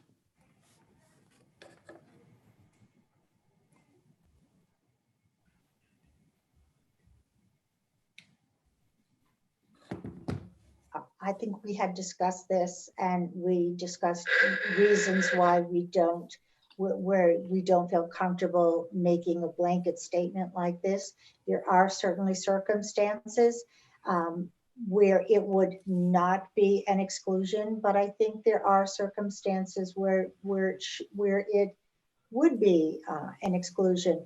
And I don't think we should make a blanket statement that it doesn't matter. We have to look at this realistically.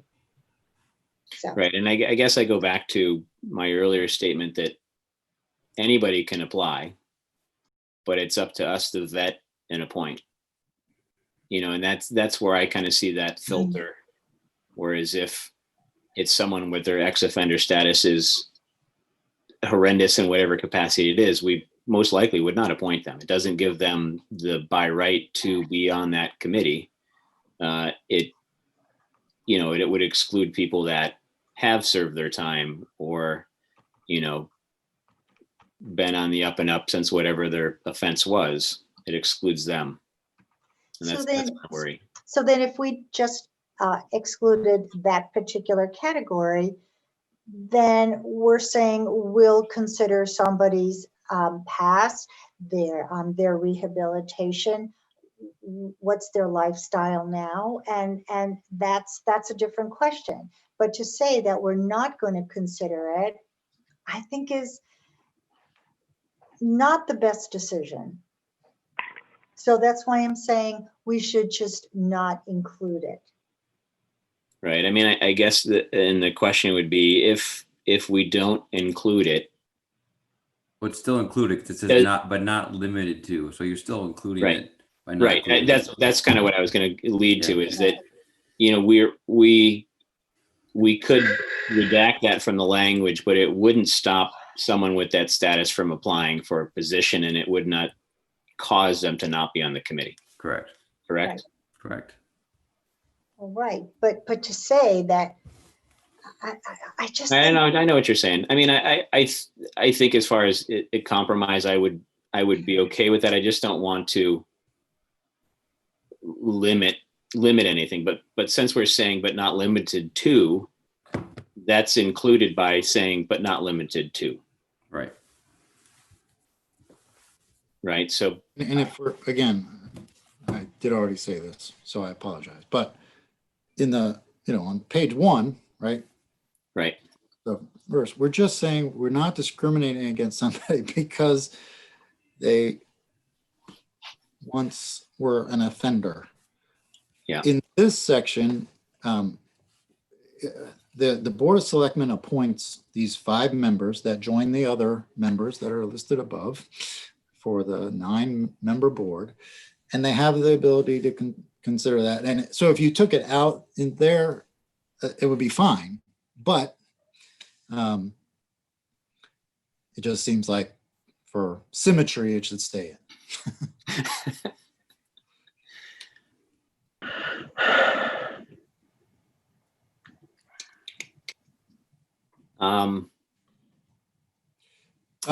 By the way, I have one other, it's a I got minor. more people on the board who don't want it in than want it in. So, I mean, we Yeah, can go make a ahead. motion to remove it and the motion would pass. So is that what you want me to do, Yeah. or are we just gonna take it out? now let's just wait a second. Let's hear what Jamie had something else to say. Okay. Yeah, it was on. So my only other comment on one of the edits that Bill just made is the non-voting student representative. Do they need to attend Hamilton Wenham Regional High School? That, I don't know. It just, Oh, you mean like if they went to Essex Ag Tech Yeah, or whatever it's called, right, now, right. or the vote, yeah, or private school even. I mean, I don't or know. yeah, even Pingree or something like that. Yeah, that's fine. A Non- non-voting student representative who is a Student local, representative. a non-voting Yeah. local resident. You would, yeah, write it however you want. Non-voting student representative of Hamilton. Yeah. Yeah. Yeah, I like that. It's not so specific because we do have kids that go to other schools. Yeah. Good point. Somebody that goes to Landmark or whoever, could be on it. I I think want to that's discriminate them because they don't go to Hamilton Wenham High School. right. We're trying to anti-discriminate, and we're discriminating. That was a good one, Jamie. I like that. All right, it is kind of our last thing, the ex-offender status. I think as far as compromise and moving along, I think we could take that out, and it's not going to bar anybody from applying. It's just not listed out. Correct. I think that kind of catch-all I had last time, but not limited to, we'll hopefully catch that. And even though it's not symmetrical like Jamie would like.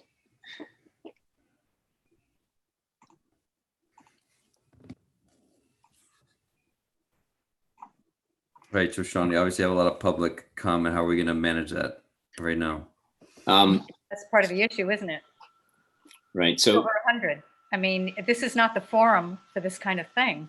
We should be doing public outreach. We should be having people coming to the microphone. We should be really hashing this out.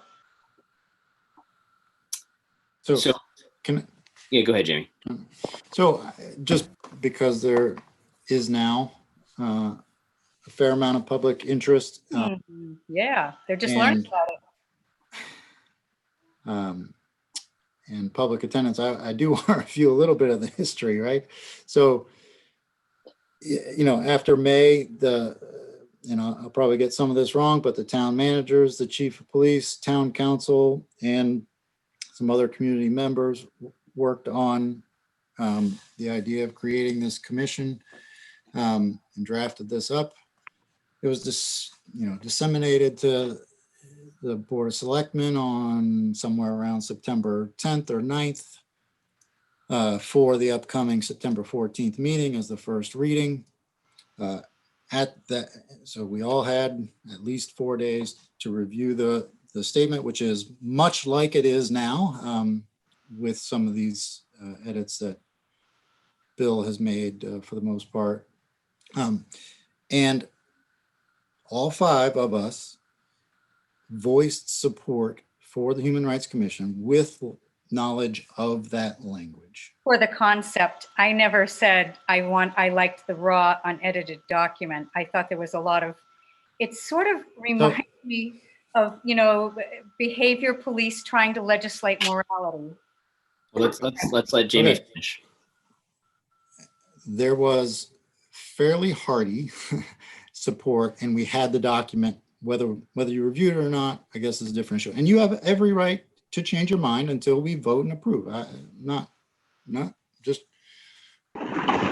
what I said at that meeting. I still stand by, which is, that that it's important for people who are the more marginalized, vulnerable people in our community to have a voice. And this is a governmental entity that's merely advisory to the Board of Selectmen.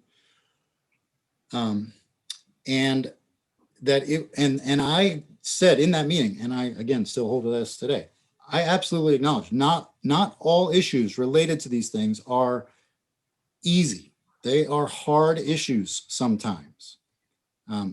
What I said was that it would be good because it would help promote dialogue, which is really what this document is about. And I really encourage people to actually read the document and deal with what it says, because what a lot of the complaints that are being made are not related to what the document actually says. So it is a positive document to help promote awareness and dialogue. And so anyway, then we had a meeting on October 13th, the second reading, in which there was, I guess, some obvious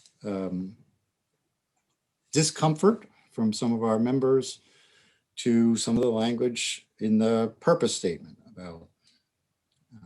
Well, also some of the language was quite inflammatory and confrontational. And I see that you have removed some of them, or did you not? It just seems like it's looking for division. I think we can accomplish what we all want to do by keeping it very simple. Why don't we take another look at Rosie's, take a look at this document, bring the public in and see what they have for ideas, and go from there. I don't know why you want to rush this. So, I mean, look at our streets documents. We've had like 6 readings on streets. And I guess, And then, the only, we're going to listen to public comment in a minute, but I think Not gonna. it's a little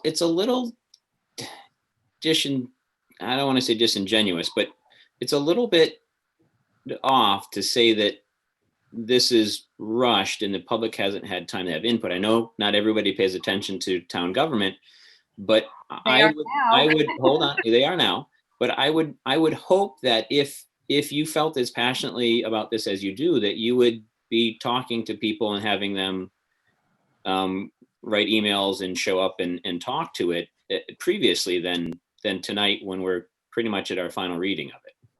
What did you just say? and I'll just continue. So November 9th, we had our third reading, and then tonight we're having our fourth reading.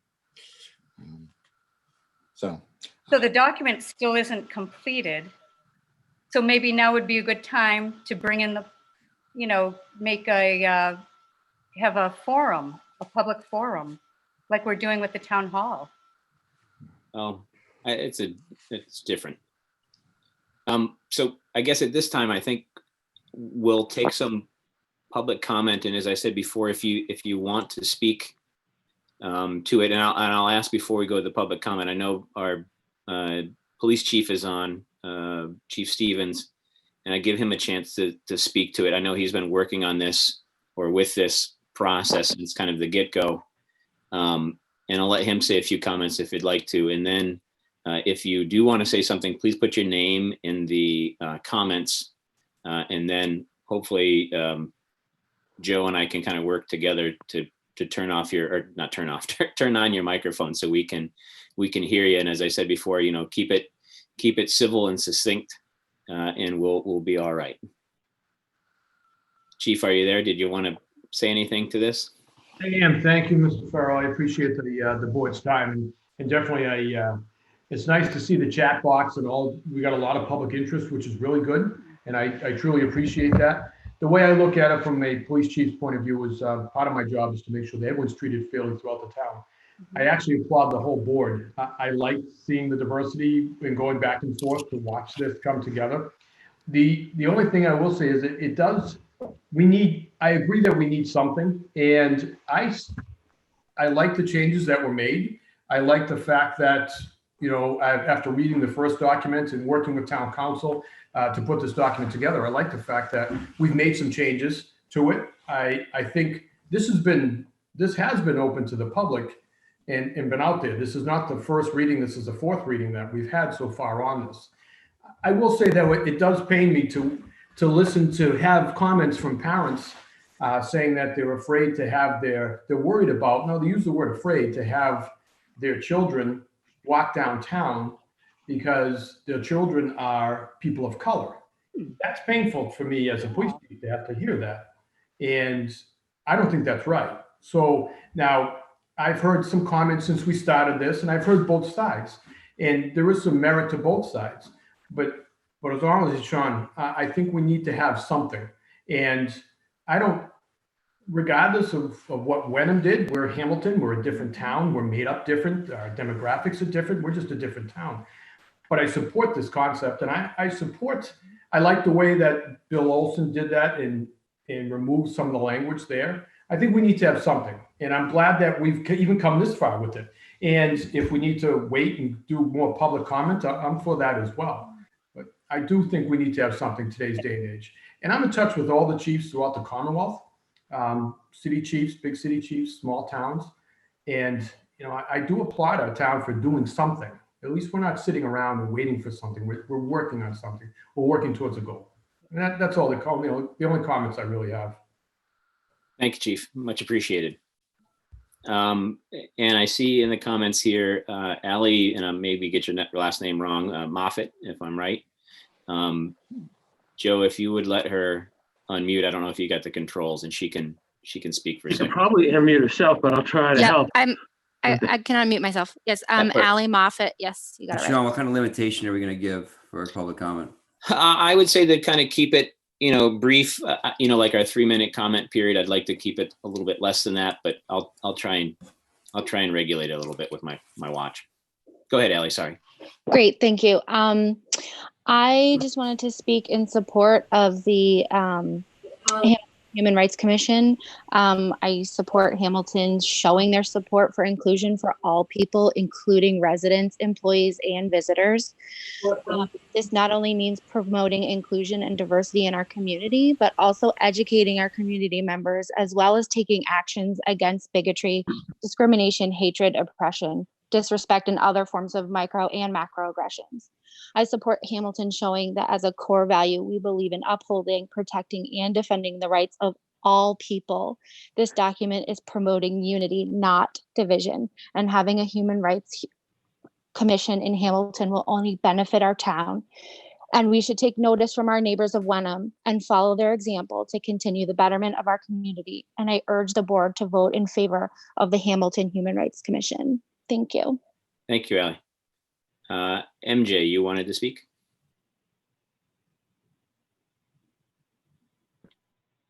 Hi, thank you, Mary Jane Brown. First, congratulations and thanks to the board and to the town for taking this important step. I fully support the initiative, and I appreciate the work and the thoughtful deliberation that has brought us all this far. Establishing this commission is an important signal to marginalized individuals that they are welcome and respected here, and that their voices are heard by their town officials and fellow citizens. It is also a useful affirmation for the community of our values, that we seek to actively promote inclusivity, that collectively we believe in fundamental human rights and we uphold the free and equal exercise of rights and privileges secured by the Constitution of the US and the Commonwealth. Speaking up in the face of discriminatory, bigoted, or hateful behavior, even with the protection provided by law, is an act of vulnerability and courage. It is often easier to adapt for survival, for the marginalized to disengage and choose self-preservation over continued participation in community. And that is a loss for all of us. This action signals that the town acknowledges the reality and the complexity of our community's shortcomings in the area of human rights and our intention to improve. This action also signals that the town and the Board of Selectmen are willing to take a leadership role in committing us collectively to learning and listening, collaborating with other towns and organizations where appropriate, and to working toward more complete understanding and inclusion of one another. A more perfect union, if you will. Please move this to a vote, and thank you for making it happen. Thank you, MJ. And next we have Lori, and is it Manganero or Manganero? Hi, I'm Lori Manganero at 40 Garfield, and I would like to voice my support for all of the words in this document, including the ex-offender status part. And I think that this document should be used to promote discussion in case anybody in town feels like they have been put into a situation where maybe the simple words don't quite apply to the vulnerable situation that they're in or the uncomfortable situation. And by reading this document, they can more easily understand that it's not right, and they can get help from someone in town to make it better. Thank you for supporting this. Thank you, Lori. And Tracy. Tracy Mayer. Hi. I just wanted to thank the BOS, the entire BOS, for all the work they've done on this. I know it's really painful. Just very quickly, my place of employment, which is a large higher ed in town, in Cambridge, has been working on this. And one of the first things that we have learned is that you should feel kind of uncomfortable. It's a really difficult conversation. I have had to do a lot of work on my own self, understanding these issues. And just super quickly, the couple things that I felt didn't really come out fully in the discussion is that this is for all of us. It is for our benefit. It is not to protect us. It's not to cover us legally. It's for our benefit. We're widening out the sort of halo of people that we're trying to welcome and protect. So very specifically to one of the points that you all were talking about, it's very, very important to keep that list in there.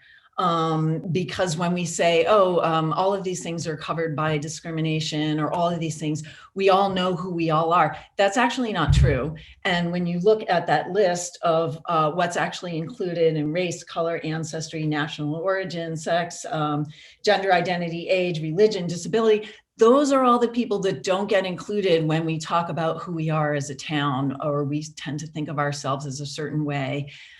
It's very useful to have that language in there, and I would respectfully ask you to keep that particular phrase in there. I think it means a lot, and it gets to what the proposal is about. Thanks very much for all your work. Thanks, Tracy. And then we have Nancy Steffes next. Hi, thank you for doing all this hard work. I would like to urge the Board of Selectmen to approve the document.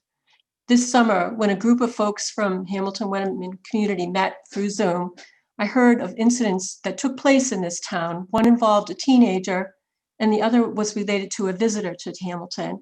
These were not physical attacks, but rather subtle microaggressions that tear at the fabric of our town and cause the receiver of these unwarranted attention to feel uneasy and not welcome in our town. Language is important, and we need to communicate a clear message that we are here for everyone in this town, visitors and residents alike. Thank you. Thank you. I don't see anybody else's name on the list. If anybody else wants to speak, they can now. Tosh Blake here. Hello. Hi, Tosh. We can hear you. Hi. Yes. I think I participated in the last meeting. I think Yes. you know my opinion about the the document in general and the formation of the committee in general, which is of course negative. At the very least, I urge you to take into consideration what Darcy and Rosemary have been saying. There's a lot of public interest in this. This is a very serious issue, and obviously not many people are aware of this, coming to the fore. it's being on just some selectmen Zoom meetings. Most people don't expect selectmen's meetings to be bringing political agendas into the town. So obviously now that the word's got out, there's a lot of public interest. I think it would be extremely hasty, given the public interest, to have a vote on this tonight with 3 out of 2, I'm assuming, members voting for and 2 against. It's, supposedly the whole thing is to bring this community together, but it has potential, by doing it so fast without discussion, without greater public input, to really ripping this community apart and dividing it, in a way that's, you may not be able to foresee right now, but I'm telling you, at least have more public discussion about it. I know there's people passionate probably on both sides of this, and, the speed of which it's gone, and it's kind of how it first came about before it got to the Selectmen, was kind of a sub rosa thing where a few members of the community went directly to the heads of town government. Other people, of course, were unaware of this. The police chief and the town manager, and I think town council, all got together with maybe just a few activists, drafted a document that the community had no idea was coming down the pike in September, amidst this coronavirus pandemic, where people have obviously a lot of things on their mind. Their jobs, their children's education. They're not obviously going to be checking the town agenda for things like this coming down the pike. So in my opinion, this is far beyond the ken of just discussing in a selectmen's meeting. This should be a wider public forum, and where people can vote. Maybe you have to be not vote, but discuss in person. A Zoom meeting is a terrible. Is for democracy, and when there's a lot of people interested. You said I heard there's 100 people waiting to speak. This is not the forum for discuss this kind of thing, which I think a lot of people are going to have a lot of strong opinions about in town, which I think by now you understand. So my suggestion is to at least table it, go with Darcy and Rosemary's suggestion to have a public forum about this, because this could even be more important than the town hall stuff, that they were talking about, the town hall renovation. This is very important stuff.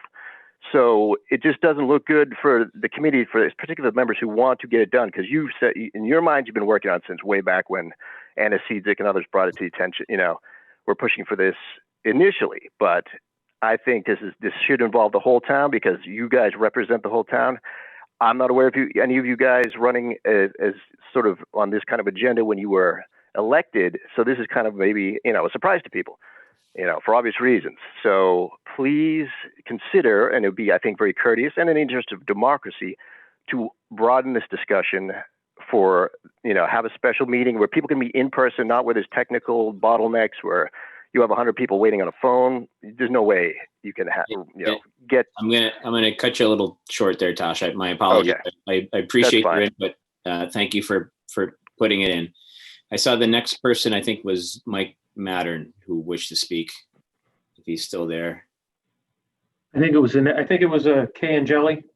I had Kay and Jelly, Will Schmidt, Annette Ritchie, and then Mike Madden. Oh, yes, I'm sorry. Hi, this is Karen Angeli speaking.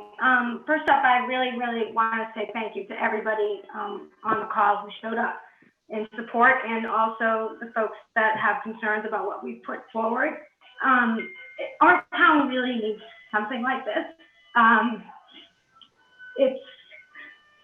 It's been really difficult to have kids in the school district who didn't even have the support of a gay student association until last year.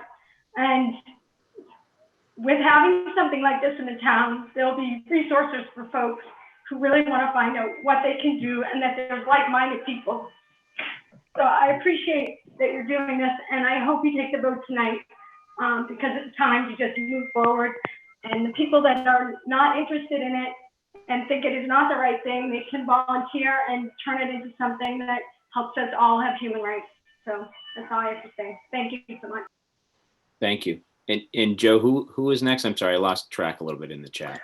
Will Schmidt.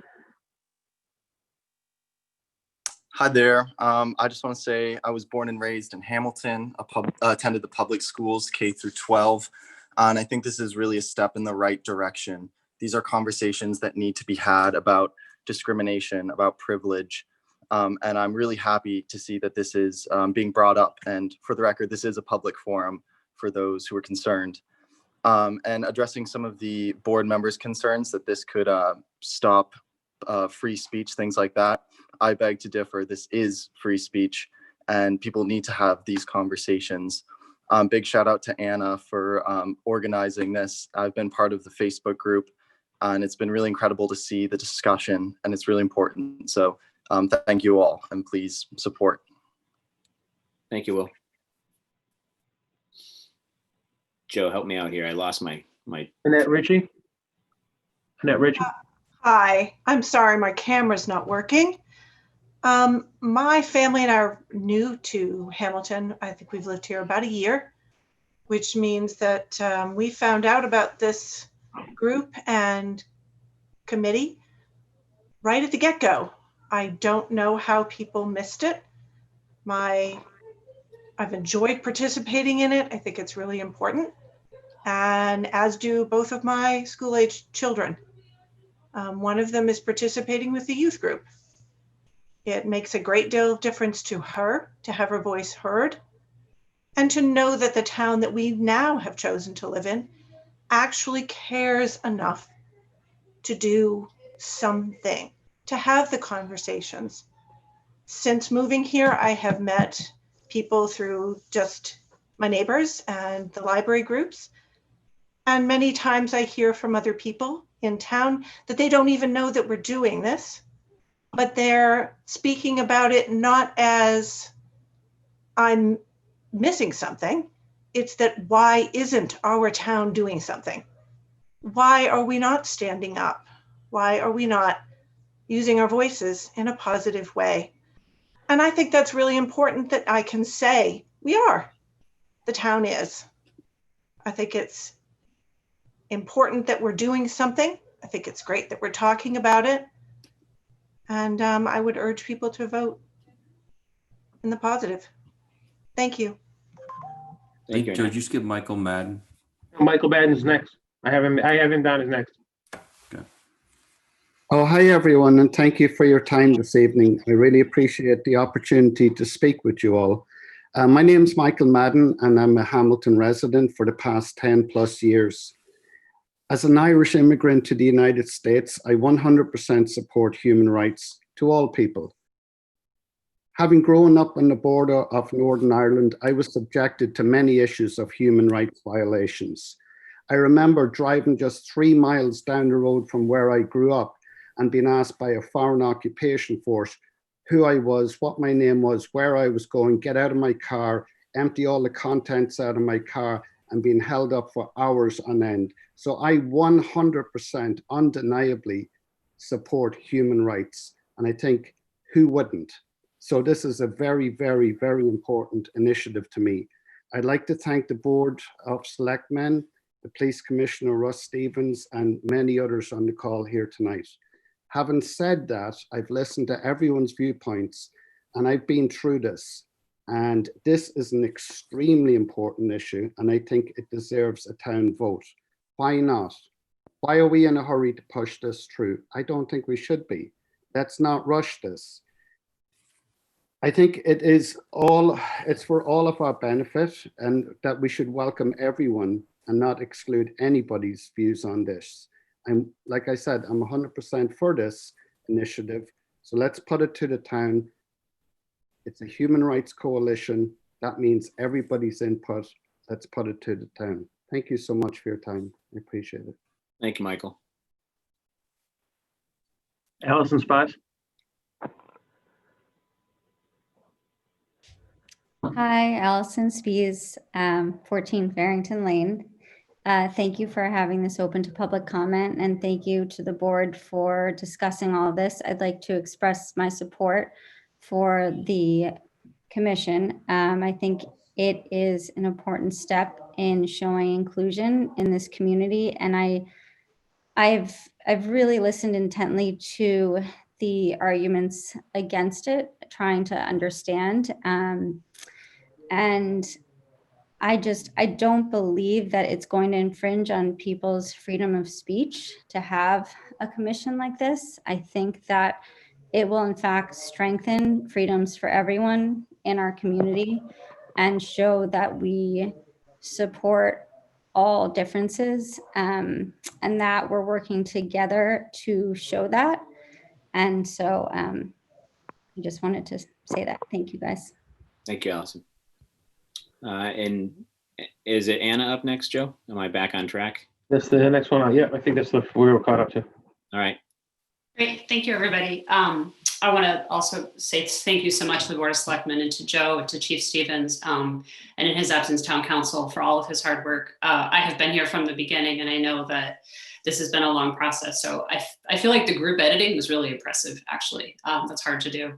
The thing I want to speak to was something that we could sort of hear in Karen's voice a little bit, and I want to expand on that. You know, the underlying motivation to do this and how it's different than just a private group of citizens forming a coalition or having a march or, you know, something more fleeting.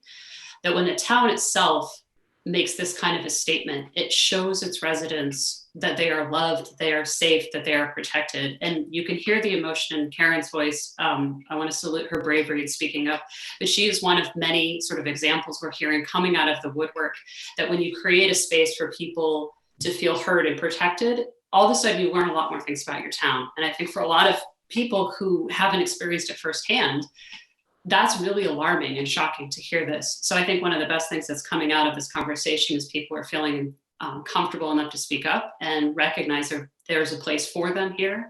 But I can't emphasize the importance of why we're doing this. And we're not doing it to protect people's free speech or their political views or their political party or anything about them. We're doing it for the people who feel afraid, who feel persecuted, who feel marginalized, who feel like they get the side eye at the park if they're gay and they want to hold their hand with their partner, or the family they won't let their Black son walk downtown for fear he's going to get picked up. The slurs and the small gestures, they add up to this sort of community feeling. So what this is doing is saying that we, the town, are a place where we will protect everyone, regardless of who you are. And I think that sort of emotional part of it is the most important thing to sort of pick up on. I think the board has done an amazing job working through the language and bureaucracy of the composition. The wordsmithing has been impressive, but I think I just want to kind of bring back that we're doing this for the people we haven't always heard from. And the reason we haven't heard from them is they've been afraid to speak up.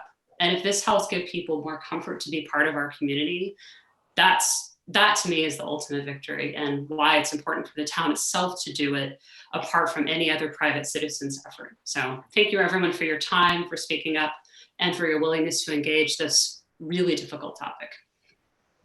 Thank you, Anna.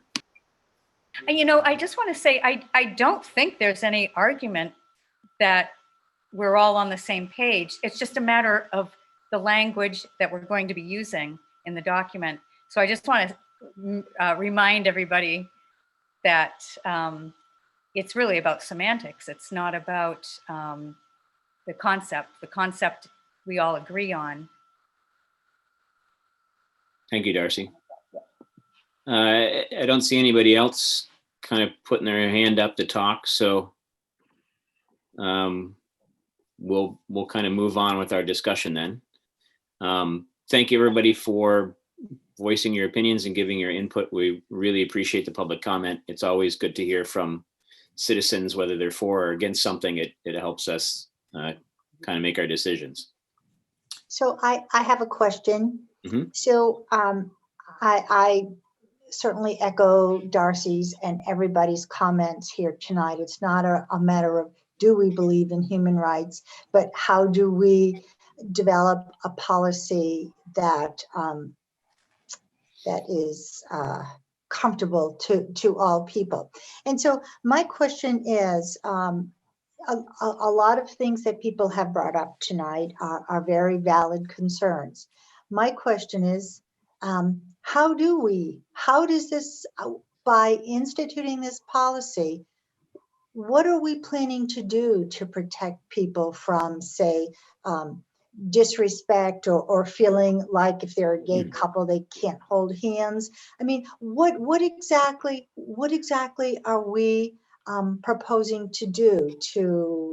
Are we proposing to stop that, or what? Tell me, help me to understand what people's impressions are of what this commission is going to do? I mean, it's an advisory board, and I would hope that they would help promote tolerance and diversity, and I would expect them to help us review any policies that we have, either in place now or future policies that would help us be an inclusive community. You know, the goal is to not discriminate against people for all these different reasons we're talking about tonight. And I think this group will help us get a broader sense of what those needs are to put into our policy. You know, like we have the ADA, the American Disabilities Act, that makes us have all our municipal buildings have, you know, ramps and elevators and stuff like that. And I would think that this committee, not that they would force us to build a ramp because they're just an advisory committee, but I think they would help us see those other views, because for many years before the ADA, you know, people didn't consider people with a wheelchair having to come in the town hall, you know, and now we think about that when we're redesigning our town hall at the moment. We have to add wheelchair ramps and, you know, make it accessible for all of our community. And I think that board will help us make sure that we're thinking of everyone in the community when we move forward with policy and education. Okay, so I'm hearing that you're thinking of this group as an advocacy group. And so what if there are some people who don't want to be enlightened, who don't want to be educated, and they want to live in their own prejudicial world? Well, that's their right. We're not going to force it on them. Well, that's right. That's exactly my point, and in that we can't force people to change how they think, how they feel, and that's why I was hoping we could have a more general policy. Right. And I think the, you know, to Anna's point, it's for those people that have felt marginalized. You know, and there's a lot of people out there. It's not just racial or religious diversity. It's neurodiversity as well, dyslexia, ADHD, you know, all these marginalized groups all have feelings too, but oftentimes we don't hear them because, you know, and speaking not for myself, but just kind of generalizing, we're the majority. And oftentimes those people feel alienated and don't feel that their voices are heard, and will also often kind of pull back from the community and society in general. So I understand all those. I work in a very altruistic field, so I'm well versed in all of the needs of many people. But our role here is as a board of selectmen. So it almost sounds like that the town is sanctioning by this vote, if it passes, an advocacy committee, and there are some people who won't like that. Do you see what I'm saying? Yeah, but human rights they shouldn't be political. They're not. Well, but you know what? But they are to some people. Personally, my feelings are very different than my feelings as a selectman, and I'm trying to impart to the board the importance of understanding the limits of what we can do. And by sanctioning an advocacy committee and maybe saying this is a really bad thing and you shouldn't do it, is that all right? As selectmen, we're to represent all people, and there are boundaries to our freedom to state what people should do. An advisory board. It's not a enforcement board. This is the help with issues and promote diversity in the town. Sean, we've yeah, I was gonna say language. We've had public comment. I think we need to vote and move on with a lot of things on our agenda tonight. And I don't want to wordsmith this thing. We're talking about semantics. We're arguing semantics here. Yeah. This is an advisory board, and people can join it and have it be what they want it to be. I mean, that's the beauty of the board, and that's the beauty of the flexible way we wrote this thing. Yeah. So what it is today may be something that is different tomorrow. So to get Rosie to back Sean up and into saying something that, you know, I feel like you're trying to get him to say something just so you can say, I told you so. So I don't appreciate that comment. It's just Oh, wait, seems like no, a weird excuse me. conversation. You're overreading it. No, because I'm he said saying, one thing and you said, oh, so it's an advocacy board. No, he didn't say it well, was an it advocacy is board. an advocacy You said it board. was an advocacy board. No, it's an advisory Well, board. It's advisory. Yeah. But So it's doing advocacy. well, that's It's your doing opinion, Rosie. Can we call a vote, Sean? Yeah, Excuse me. I just want to make one more comment here. That's really rude. It is not rude. We've talked about this thing for 5 hours, Rosie. Let's be civil. So earlier, to Darcy and Rosie's point, they wanted some more public input in a forum, and I think we can do that. But I want to move on this tonight. We've got a motion to approve it as edited. I'm going to call the vote on it, but I would like to say that I'm all for having a public forum for this as we start looking for membership for this advisory committee. And I agree. I think it's a great idea. And I think we can get all of our public input then for people with who they think should be on the board. You know, we'll solicit input from people. We'll have a big public forum. I'm sure we'll have a lot of interest in it from both sides. We'll listen to everybody. And I would say that if we're going to put people on this committee, this advisory committee, that I would want people from both sides. I want people that, I'm thinking like Abraham Lincoln here, you know, when he made his cabinet, he made it up from a lot of people that didn't agree with him. And then that really helped his presidency, because if you have people just saying yes to you all the time, you're not going to be doing a good job. So I would hope that we populate this committee with people with different opinions on how it should be. And then we can build consensus within that committee, and it can do its functionality with it. So that's my 2 cents. I'll call the vote on it. So all those in favor, say aye. We'll start with Darcy. I'm going to abstain until I would like to have more input.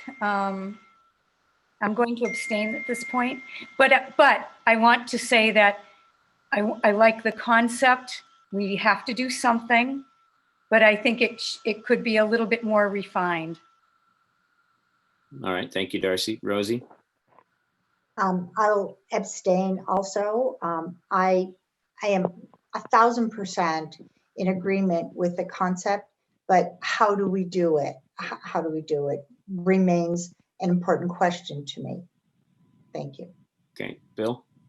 I'm supportive. On moving this forward. I think it's important to get this going so we can get town involvement and get the discussion going and not get stuck in semantics. So, Sean, I agree with what you're saying about getting a forum together to decide who we pick for the commission. So I vote aye. All right, Jamie? Jamie Knudsen, aye.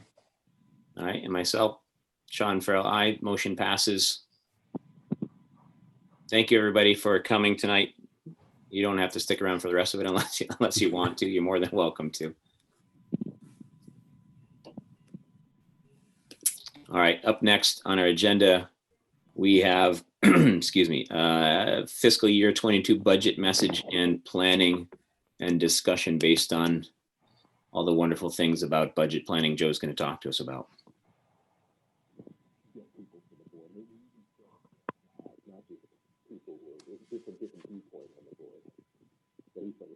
You're on mute, Joe. Sorry. That's okay. Can you hear me now? Yeah. Sorry, I'm trying to close out some things here. So this was just to have a quick conversation. I know that we had about the budget process. Obviously, our town meeting this year is going to be May 1st instead of the first Saturday in April. So we've got a little bit more time, but of course, we're already later in the budget calendar with special town meeting and such. We're actually a little further, we're about a month past where we've been typically since I've been here. So I wanted to ask you all to think about kind of some of the things you want us to include in budget message to department heads. I have a meeting. I've been asked. I have asked to be on the FinCom's agenda at their next meeting on the 2nd to discuss budget message with them, and I expect to have a a draft budget schedule for you all to consider at the next meeting. You've been asked to participate in a joint meeting with both towns, boards of selectmen, FinComs, and the school committee. I believe the date was December 17th. So far, I've heard positive response back from you all that have responded to me that you'd be able to attend that night. So I think that's a good first step. This would be in addition to the normal meeting that we have. I think that's a great first step to building a better budget dialogue with the school department. Marissa and I have talked very briefly about the coming fiscal year. It's important to note up front that this is going to be a difficult budget year. At this point, the state legislature is still trying to finalize the budget for the current fiscal year we're in. They've been operating on month to month since July 1st, and they're finally nearing the finish line on FY21 budget, but they haven't even really begun to forecast for FY22, except to say that they're anticipating more strife in the economy due to the limitations that the pandemic has brought to the economy. We did not see a lot of that in FY19 and 20 here in 20 and 21 rather here in Hamilton. As far as the recession didn't strike us the way we thought it would, but the longer it lingers, the more likely that is to take place. That said, we also recognize that last year when we voted the budget for FY21 with the school department's request, that eliminated most of what we had left as far as unused tax levy capacity under Proposition 2.5. So really small increases in the budget this year are going to impact us and push us close to an override, if not into an override territory. So I just want the board to be very well aware of that. The public listening at home should be very well aware of this. This because of the pandemic and the recession and our decisions in the operating budget last year as a town meeting approved the budget that put us very close to our levy limit. So those are the realities. We got a lot of stuff to talk about starting on December 7th. So Joe, did you hear back more about my question about overrides in the levy limit? We had discussed it a little bit just to kind of fill everybody else in. I had a discussion with Joe, was it last week, or it's a blur now, but talking about we've had some overrides in the past. Wenham's looking at more overrides most likely. We're up against our levy limit fairly shortly here. And my question to Joe was about kind of where the state kind of takes over. You know, how many overrides do we have? And it was $25 per 1,000, I think, is what we had talked about. But I had another question about kind of how many overrides we could have, or if it was from the beginning, or was it a time frame as far as overrides? And I don't remember if we got to the end of that conversation. There's not a limit on the number of overrides or debt exclusions the town can seek, except that when you start to get to what they refer to as the cap, and the cap starts at $25 per 1,000 valuation. So when your tax rate gets to $25 per 1,000, you'll be at a cap, and that from that point on, DOR would have to approve anything that you wanted to do budgetarily every year. You'll remember last year we anticipated a tax rate that was going to be in $19 per 1,000 range. We actually got a little bit of relief, as I said a minute ago. The FY20 and 21 fiscal years were a little bit better for us than we anticipated. So our revenues have remained up. So because of that and some other things that we didn't anticipate, the tax rate, what you will set for FY21 at your next meeting, isn't going to be as high as we had estimated at the June 20th annual town meeting. But the levy limit is still a hard number right now. So we're still going to have that challenge in the development of the next budget. So. Right. And the kind of main reason I was asking Joe those questions was because I know Wenham is probably going to get there before we do to that $25 mark. And my question was kind of leading towards how does that work for us, because we share regional school.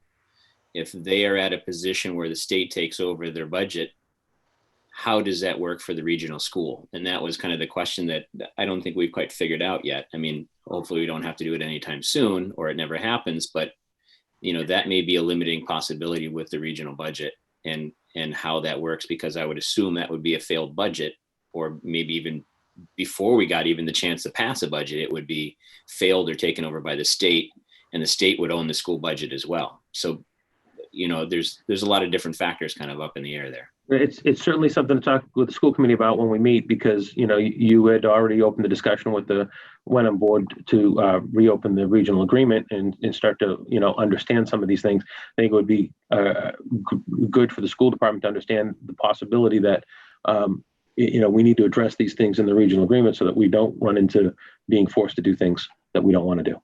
Right. And to that point, Joe, I apologize, because I knew when I was writing stuff down when Mary Beth was talking, one of the things that I couldn't remember, but I was trying to remember, was to mention to her that we had talked with the Wenham BOS about the regional agreement. And if you, next time you talk to her, could mention that, I'm sure she's aware of it already, because I know Anna's on the line and Anna's part of the school committee. Yeah. But opening that conversation when we meet. Mary Beth and I are in pretty good regular contact, and I'd already communicated to her that discussion with the Wenham board and the Board of Selectmen is actually going back to September when you started talking with me about goals for the next year. The school department budget was school regional school agreement was one of the things that we talked about as wanting to tackle this year as part of the goals for me and the Board of Selectmen. So I've already made her aware of that, and she's open to it. She obviously can't do it without the support of her school committee, but right. Because we had talked about it, and we've talked about this in years past, is kind of leveling that increase, you know, to a percentage, and that could be in the regional agreement that, you know, the school would agree to not raise it above, say, 5% per year or something like that, you know, and that would really help us plan fiscally as both towns for kind of the future. And that would also kind of force the school into thinking about their capital plans and their budgeting and kind of how it all kind of goes hand in hand. And I think that would be a part to discuss when we talk about that regional agreement, to see if we could bake in some language on a percentage increase cap, you know, because we can't sustain a 13 or 9% ask every couple of years or whatever it is because of a deficiency or an oversight or whatever the situation may be. We're just going to have to really go baseline and crunch numbers. So any other comments on the kind of upcoming fun budget process we're going to be looking at? I would be really interested to hear what Marissa has to say. I'm trying to let her get a little bit of rest now, because I know that once we start the budget discussion, she's going to be working a lot again. We just came out of a very busy time, and she's still working on finalizing state reports and getting the help, working with the assessors to get the state to get the tax rate set for in 2 weeks. So yeah, she's I didn't want to make her be here tonight if I didn't have to, but no, I would never. Yeah, she'll be here soon. She'll be here soon and frequently. Yeah, and to your kind of statement there, Darcy, about Marissa, I emailed Marissa, Joe, and John Prulidge on the FinCom last week about our financial policy kind of priorities that we had a little while ago. I'd like to kind of pick that back up again, since it is a responsible thing to do. We've got all these recommendations on policies, and since we're talking about, you know, budget shortfalls and hardships coming up, it'd be really good to get all these systems in place to make sure we're doing what we're supposed to be doing here. That's, you know, best practice. So probably next agenda or the one after, we'll start kind of picking that up again. And I'll probably have a conversation with Joe and Marissa kind of about priorities again. There was some that were kind of lower hanging fruit, and then some that will have the more discussion, and including the FinCom as well, to kind of get their recommendations as well, kind of start the whole process again. Just so you know, too, speaking of putting a lot on people's plates in the budget process, one of the financial policies or to take on was to look at a new budget document to publicly express the town's spending plan in a little bit more clear way for the public. Obviously, the folks on this board, the FinCom, in my world, are used to reading budgets such as we have presented, but the general public sometimes doesn't have the right. Everybody's not fluid with it. So there's a number of different budget documents that have been promoted as better for the public consumption of municipal spending, and we're hoping to utilize Pat Shannon in my office to help us convert our existing document to one that will be easier for the public at large to consume and ask questions about. Yeah, we got a recommended, I don't know if the rest of the board knows, but we got a recommended kind of template from when we had our grant from, was that a community compact grant that we got for that? Yeah. And that's when we got our financial policies and stuff like that, the recommendations for that. And so we have a great template, but the big issue is the kind of the time it takes to populate it and make it our own. And we really haven't had that yet. So, trying to find that bandwidth to do that, kind of once it's populated, it's easy to kind of upkeep it, but it's that first initial transfer of information into the other one, into the new format, is going to be difficult. But I think it's worth it because, like Joe said, not everybody is fluent in Munis, and even takes us as selectmen a little bit of time to really understand it, when we first start looking at stuff like that. In the general population, it's a very difficult kind of to understand what you're looking at. So this is a very much more user-friendly with charts and graphs and stuff like that on how things are spent and how your tax rate is broken down. So it's very helpful for the general public, I think. All right. Let's see. Last, we have meeting minutes discussion and amendment. So as you saw in your packets, there's a couple different sets of minutes.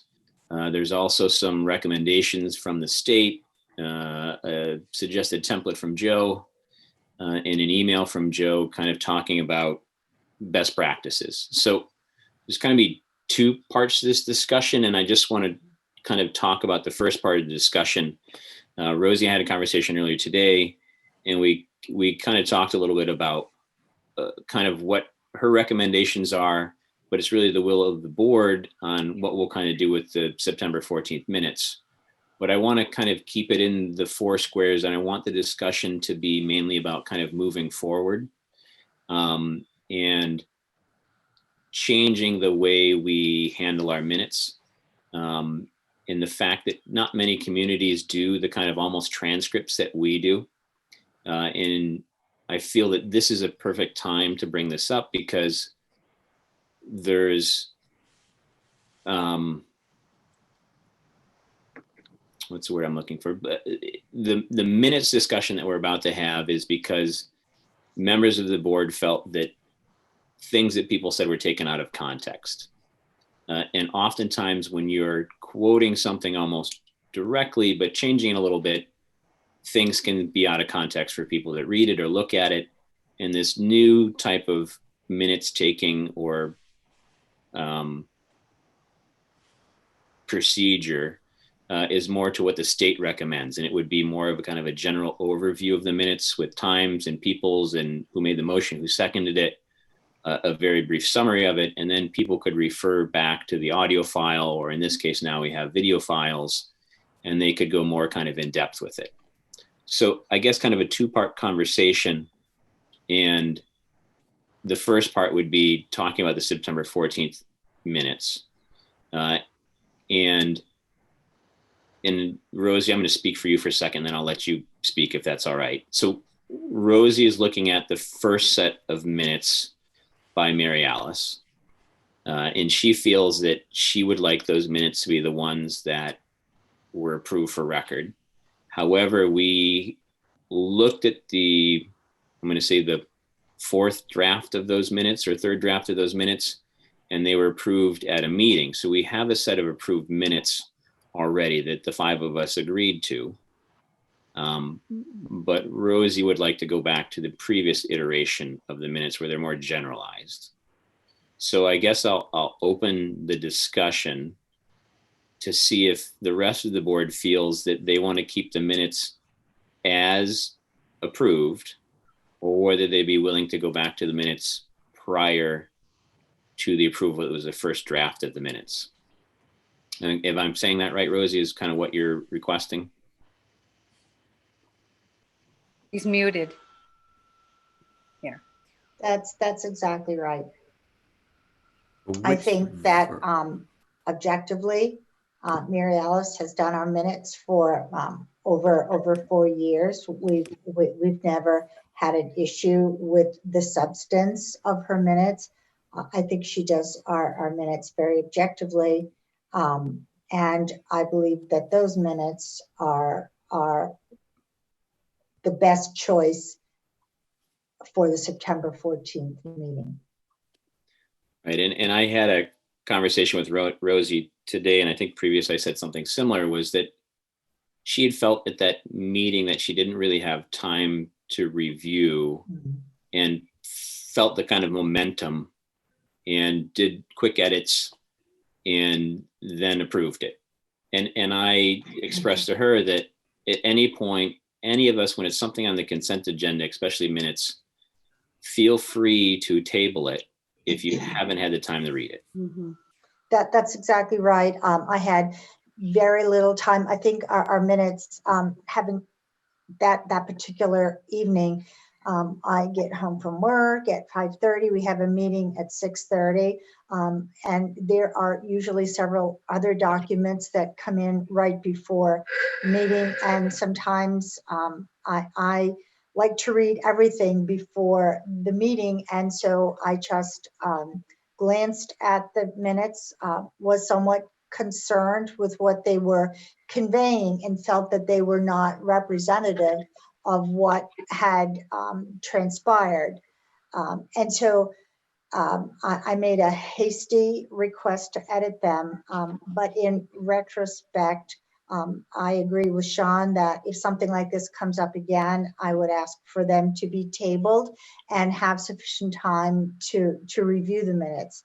And at this point, I believe that the September 14th minutes, the original minutes, are the fairest and the truest representation of that evening's discussion. And that's version 1? Version 1, correct. Okay. Yeah, I mean, I've read version 1. I'm sure I will be in the same situation sometime as well too. So I have no issue with I read version 1. I have no problem with it. The funny thing is it happens to also be the first reading of the policy we just did. Don't start, Bill. We're doing well. But also kind of but I have no problem with going back to, because we're not changing anything. We're going back to an original version. Yep. Right. I've read it. I have no issue with it, and I think we should have a discussion about meetings moving forward, because I have meetings every day for work, and I agree with Sean that we should not be as specific. We should let the actual live document, the video, the audio record what we say. Right, and I will say, and to speak to Jamie a little bit, just as far as timing on minute edits and stuff like that, and this is no fault of his, because we didn't talk about this previously, and I, thinking back and talking to Rosie today, I can remember in years past, we had, it wasn't a written policy, but we had kind of a general policy that the minutes would have to be edited and ready for approval by the time the agenda went out.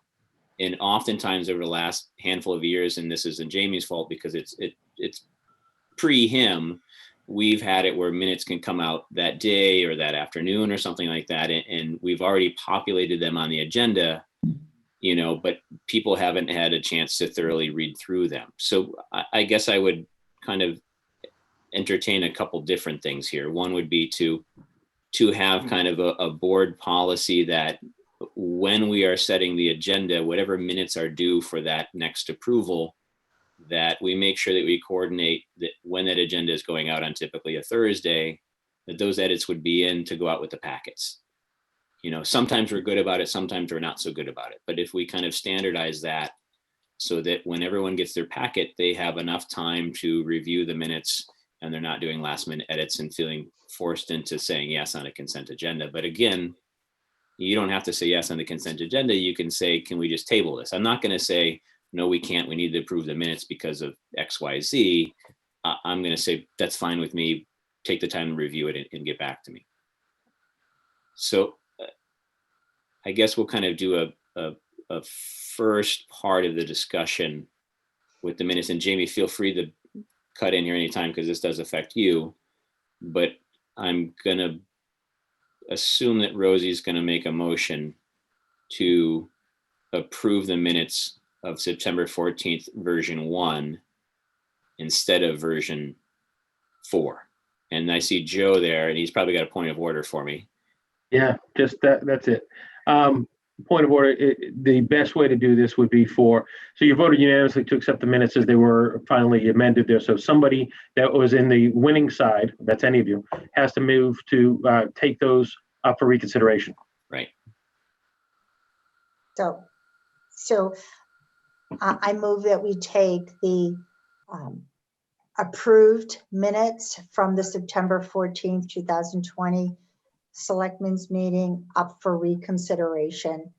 And So if reconsideration has to now pass, you have to agree to reconsider them, and then you can vote. Then you take the next, yeah. Okay. Second. All right, discussion. Okay, no discussion, so I will take a, Jamie, you. So, I mean, I would say this, just that if we're going to reopen them, that there should be it should be for a legitimate reason, such as they are inaccurate. So the contention is that the minutes that we approved are inaccurate? Yes. There's a lot of editorializing in it. Well, I will. When you do minutes, you don't editorialize and you don't make false assertions and you don't do anything like that. You're only editing for clarity, punctuation, and spelling.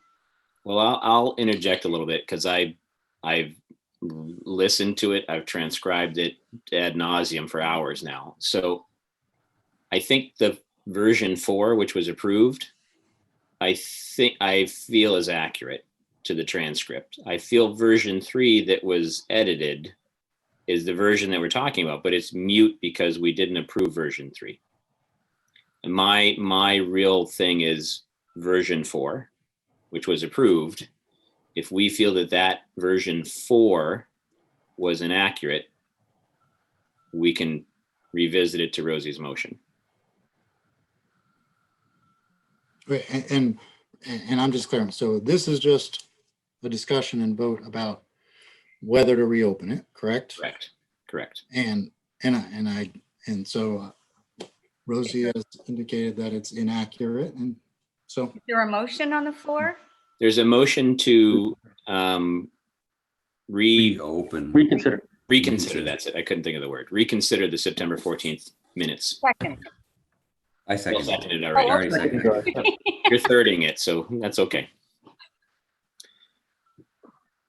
So the question remains, do we want to reconsider the 4th version of the minutes? Well, I think there was a lot of editorializing in that version, and I think the first one was the true record. Well, I'm gonna agree a little bit to disagree, because if you're talking true record, you're talking the transcripts that I transcribed verbatim, besides the ums and ahs. Those aren't minutes. Transcriptions verbatim are not minutes. They're transcriptions verbatim. Right. So I'm going to go with Rosie. The first set of minutes were the best true record without any editorializing. And the kind of play Rosie and Darcy's side a little bit. If we're talking about moving forward where we are being more succinct in our minutes and less of a transcript, version 1 is less of that transcript, where I think that the edits that Jamie put in there about Mr. Carroll's occupation and a handful of other things were what Mr. Carroll said, it just in more context. There were some things that Mary Alice had put in there. Hold on. There were some things that Mary Alice put in there that weren't quite, I don't want to say exactly what he said, but they're a little bit different. And so Jamie had clarified what Hunter had said as far as his occupation and his business and stuff like that. And then he expounded a little bit on what you had said, Darcy, with the separation of church and state stuff that wasn't in the original version, but it was all things that you had said. So, but in in era of moving forward with our kind of new way we're going to probably do minutes, in the next part of the discussion, I'll have Joe put up the template and stuff. I would be okay with changing it to the first version of the minutes, but if the motion doesn't pass, we'll keep the fourth version. So any other discussion, Jamie? I see you thinking. Well, I mean, I think it's got to be two things. What is the, whatever, policy or standard or whatever going forward, and the September 14th minutes. Those have to be separated. Right.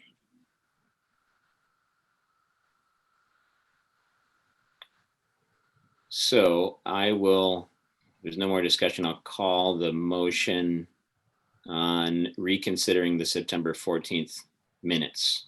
We'll start with Rosie. Rosie Kennedy, aye. Darcy. Darcy Dale, aye. Bill. William Olson, aye. Jamie. Jamie Knudsen, nay. And Sean Farrell, I'll say aye. The motion passes, so we'll reconsider them. So now I will take a motion to, and Joe, help me out here for a second. We entertaining a motion to It sounded like discuss you, the minutes or to approve, I guess?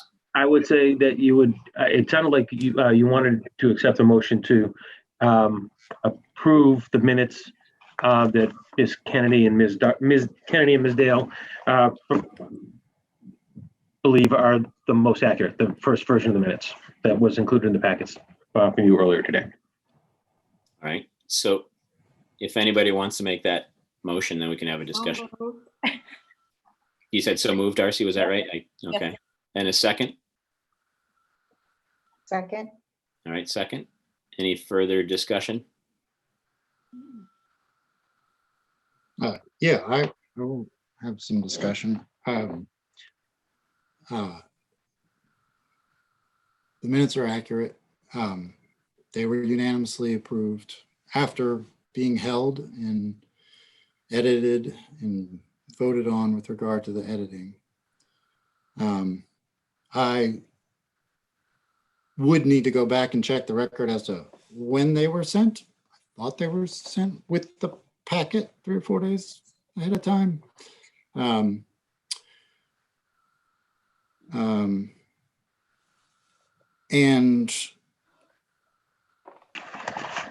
so I think it would really be, I think it would be an unprecedented action. Who knows? It's been around for a very short time, but it seems unprecedented to reverse the minutes that we all approved. That said, You want to know what's unprecedented? Hold on, Darcy. Excuse, yeah, have all the time you want, Darcy. It seems that if we are going to vote on an amendment, that the version that was approved needs to be demonstrated that it's inaccurate. And if it is for, and I think we need time to kind of go through that. If it's going to be amended simply because of shortening them,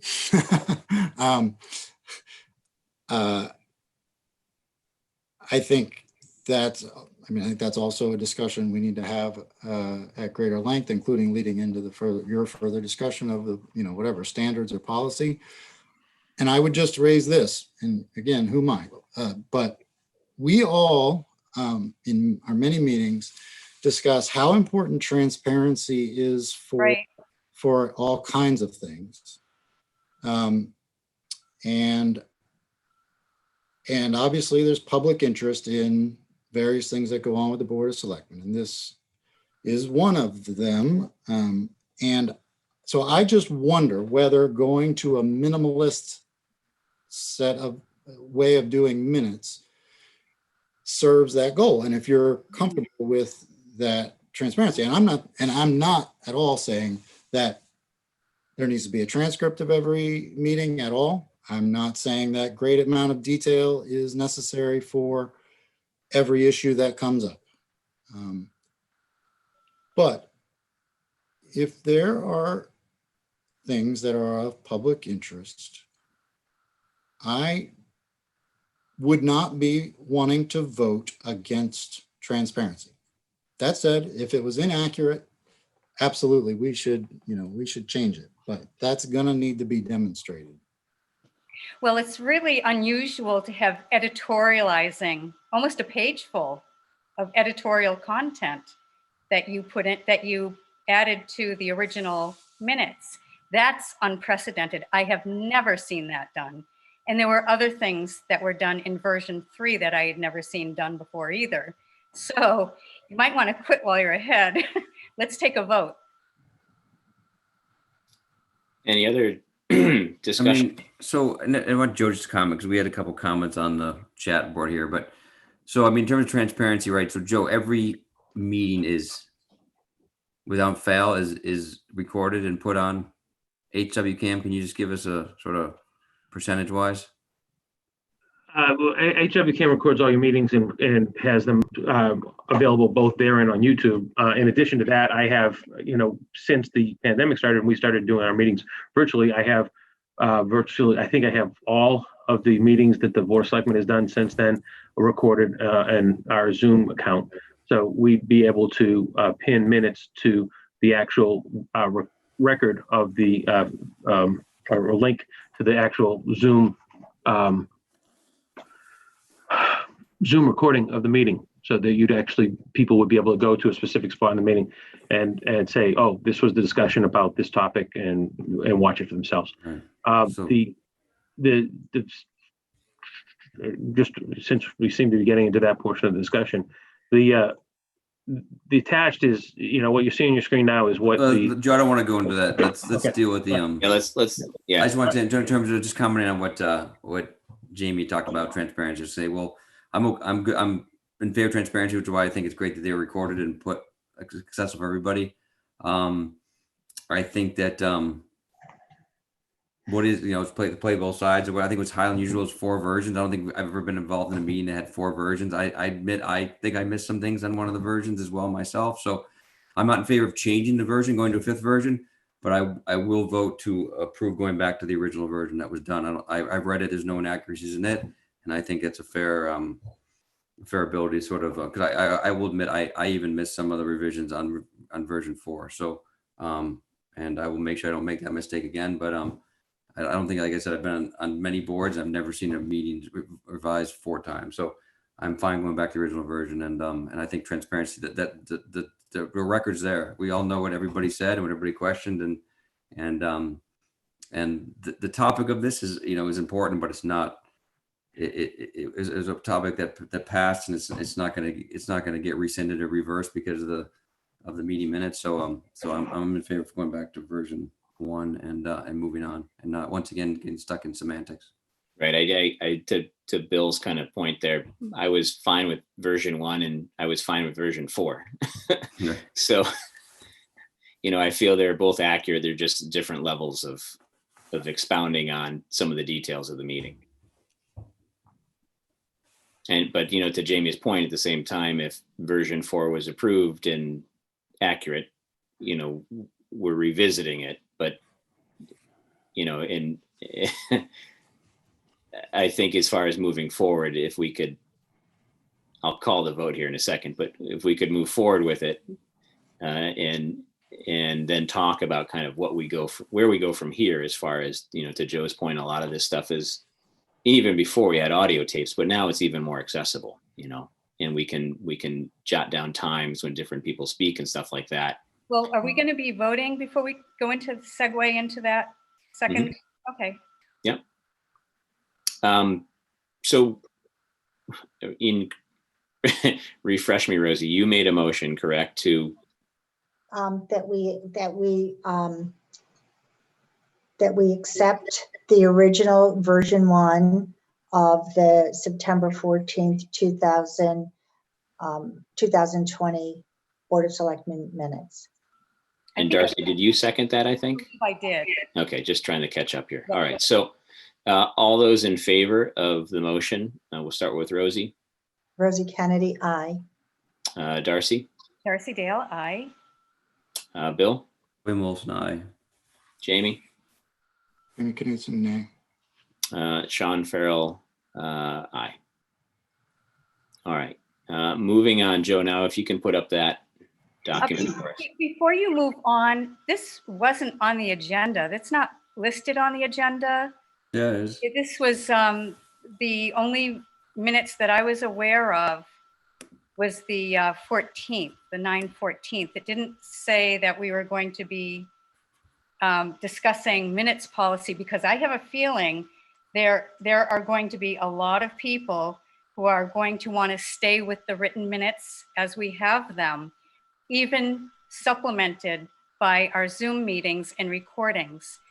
And I think you are playing with fire, Joe, but pushing this, I think. It's not just him, it's me as well. I mean, it's all about budget and transparency. If you are running for office and you are now saying we don't need minutes. I'm not saying that at all. I'm not what he by said, all means, Darcy. I am not saying we don't need minutes. It's the law to have minutes. form. It's It's just different the form. way that we take the minutes. We are well beyond our I'm financial going to make and transcript minutes. this discussion until we have more time, because you're not going to have this go for another hour, which it will go for. So I'm putting a motion out there that we table this for another meeting when we have more time and we're not so tired. I think we should talk about it. I don't think we should vote tonight, but I think we should talk about it. It's on the agenda. I think we should talk about it and get the idea Yeah, going. well, hold on, everybody. Respect RC, and she made a motion. If someone wants to second it, they can. It says Point of order, Mr. Chair. Yeah. Point of order. If a member moves to table a motion the first time it's brought before the board, it's a pro forma to table it. Okay. So do we need a second for the motion, or is it I just? think you need a second. Or if you get a second, I think you need to table it. Okay. If anybody wants to second it, the So table. Joe, can you repeat that? What did you say? According to Robert's Rules of Order, the first time an item comes before a board to be discussed and voted on, if any member makes a motion to table to the next meeting, it's tabled. All right. Good to know. Thank you, Joe. So if somebody wants to second that, we will obviously table the topic. Well, Otherwise, I would like to talk about it. I don't think we'll vote on it tonight. That's just, I'm putting in my 2 cents here before it's Well, it's seconded. 9:39 already. And last time we had a 4-hour meeting. It's just. it's, I with all respect to the board, it is late. I'm happy to talk about this in detail. I don't have a problem discussing it a little bit, but I do think our discussions become very vigorous. And I just hope that we can leave here smiling and say, oh, we can do this next time. Promise. Pinky swear, Rosie. Can I make a suggestion? Let's not discuss it, but we can at least someone present what the idea is, just so I know what you're talking about. Can we just I agree with 5 that. minutes? Yeah. Just 5-minute presentation. In full disclosure, I was just looking to introduce the topic tonight, really, and not vote on it, because obviously I feel, but maybe you didn't know that I felt this way, that this involves some discussion. Right? Because it is a fairly, it's going to be a broad change. It's not just our minutes, it's everybody's minutes, right? So full disclosure. So Joe, if you could post that and we could just stare at it for a minute. I gotta find it again. Joe is already closing his computer down. No, I wasn't. No, there we go. You seen that? No. No, you're not seeing it yet. Hold on. Not yet. Got it.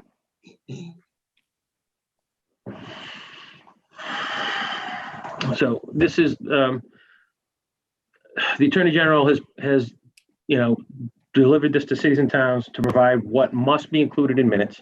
Joe, can you, I just don't mean to interrupt you, but can you zoom in a little bit? Yeah. Tiny. Yep. Let's see if I can. Are you full screen? Yeah. Screen. Trying to go full screen here.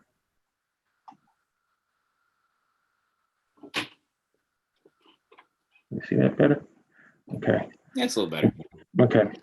So this is a minutes template that was developed by the Attorney General to help simplify minutes for towns and boards and committees. And something very similar to this is used by many cities and towns, particularly with the advent of things like audio recordings and video recordings. The idea here is that it limits the towns, getting bogged down in kind of what the kind of conversation you were having just a little while ago, as far as, people, the written word is often taken out of context when you're not able to have a transcript. And the minutes here would be required to note who's in attendance, who's speaking, what the topics are, what the votes are. And when on the subject of votes or issues, they'll provide a very brief 2 or 3 sentence synopsis of what the conversation was about. And they can be written to include, like, for instance, over here where it says old business number 1, the minutes taker could include the time that discussion started, so that people would be able to go to the audio or video recording and find that piece of the agenda and listen to the entire dialogue if they wished. So it's completely, in many ways, more transparent because it includes all the information that people need to know about how the issue got in front of the board or committee, and then they can refer to the audio or video recordings. We had talked about doing this my first year here. One of the hangups was the actual technology at the time. We didn't have really the ability to store all the audio recordings that we were going to be using to do this. Now, with the advent of using virtual meetings, thought it might be a way to take advantage of the new technology to make it even easier and obviously a little bit more interesting. If people are going to sift through listening to a meeting, it's easier to do it if you're watching the video of a meeting as opposed to just listening to the audio.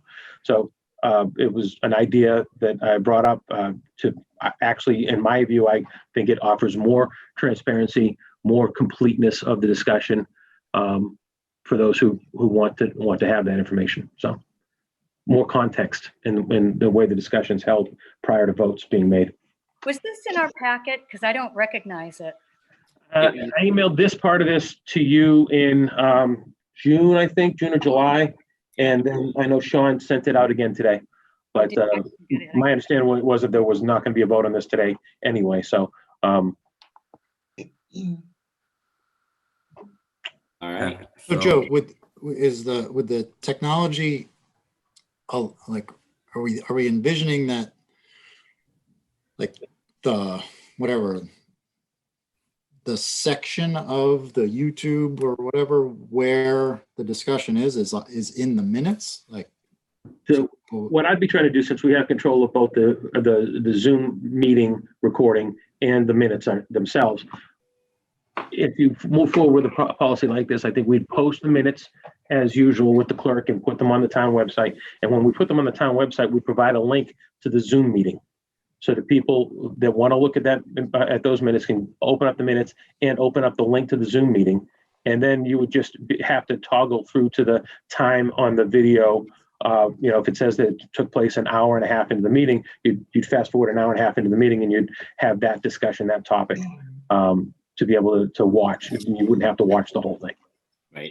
And since we've tabled this, I don't want to get too much into discussion, but I'll just add one last thing, and then I'll entertain Darcy's motion, which she's dying to make, I'm sure. But with YouTube technology and stuff like that, when these are on the HW Cam, we do have the ability to bookmark certain spots in the videos. You can do that on YouTube. So I would envision, and we can discuss this more, but I would envision every time we got to a new agenda item, there would be a little bookmark where you could kind of go through and get to the start of each agenda item. And then in the minutes, it would say, like Joe said, where people spoke and stuff like that. But we'll talk about that at another time. Food for thought. Yeah, just food for thought. Just a discussion. Darcy, go for it. I make a motion that we adjourn for the evening. Second. Second. Any discussion? Yes, thank you all very much. Thank you. Thank you. And I apologize. I've forgotten to ask a lot lately for new business. I know we have a lot of stuff that we cover, but if you do have new business, you can tell me now, but you probably won't. But you can feel free to email me or call me at any time if you have. I think we're going to have to pay attention to 550 Highland to protect the town from some litigation that might be coming. Okay. That might be something we need to focus on. Might be All right. Well, So yeah, and so go ahead. I would just like to say we had some very vigorous discussion tonight. I always appreciate everybody's point of view, and I respect all of my colleagues. So thank you all for such a stimulating discussion. We make a good group, so thank you. Yeah, and to piggyback on that, have a good holiday, everybody, because Yeah, Thanksgiving. I talked to you before. Now we got to vote. Yes, all those in favor, we'll start with Bill since he's over here to me or wherever. William Olson, aye. Happy Thanksgiving, everybody.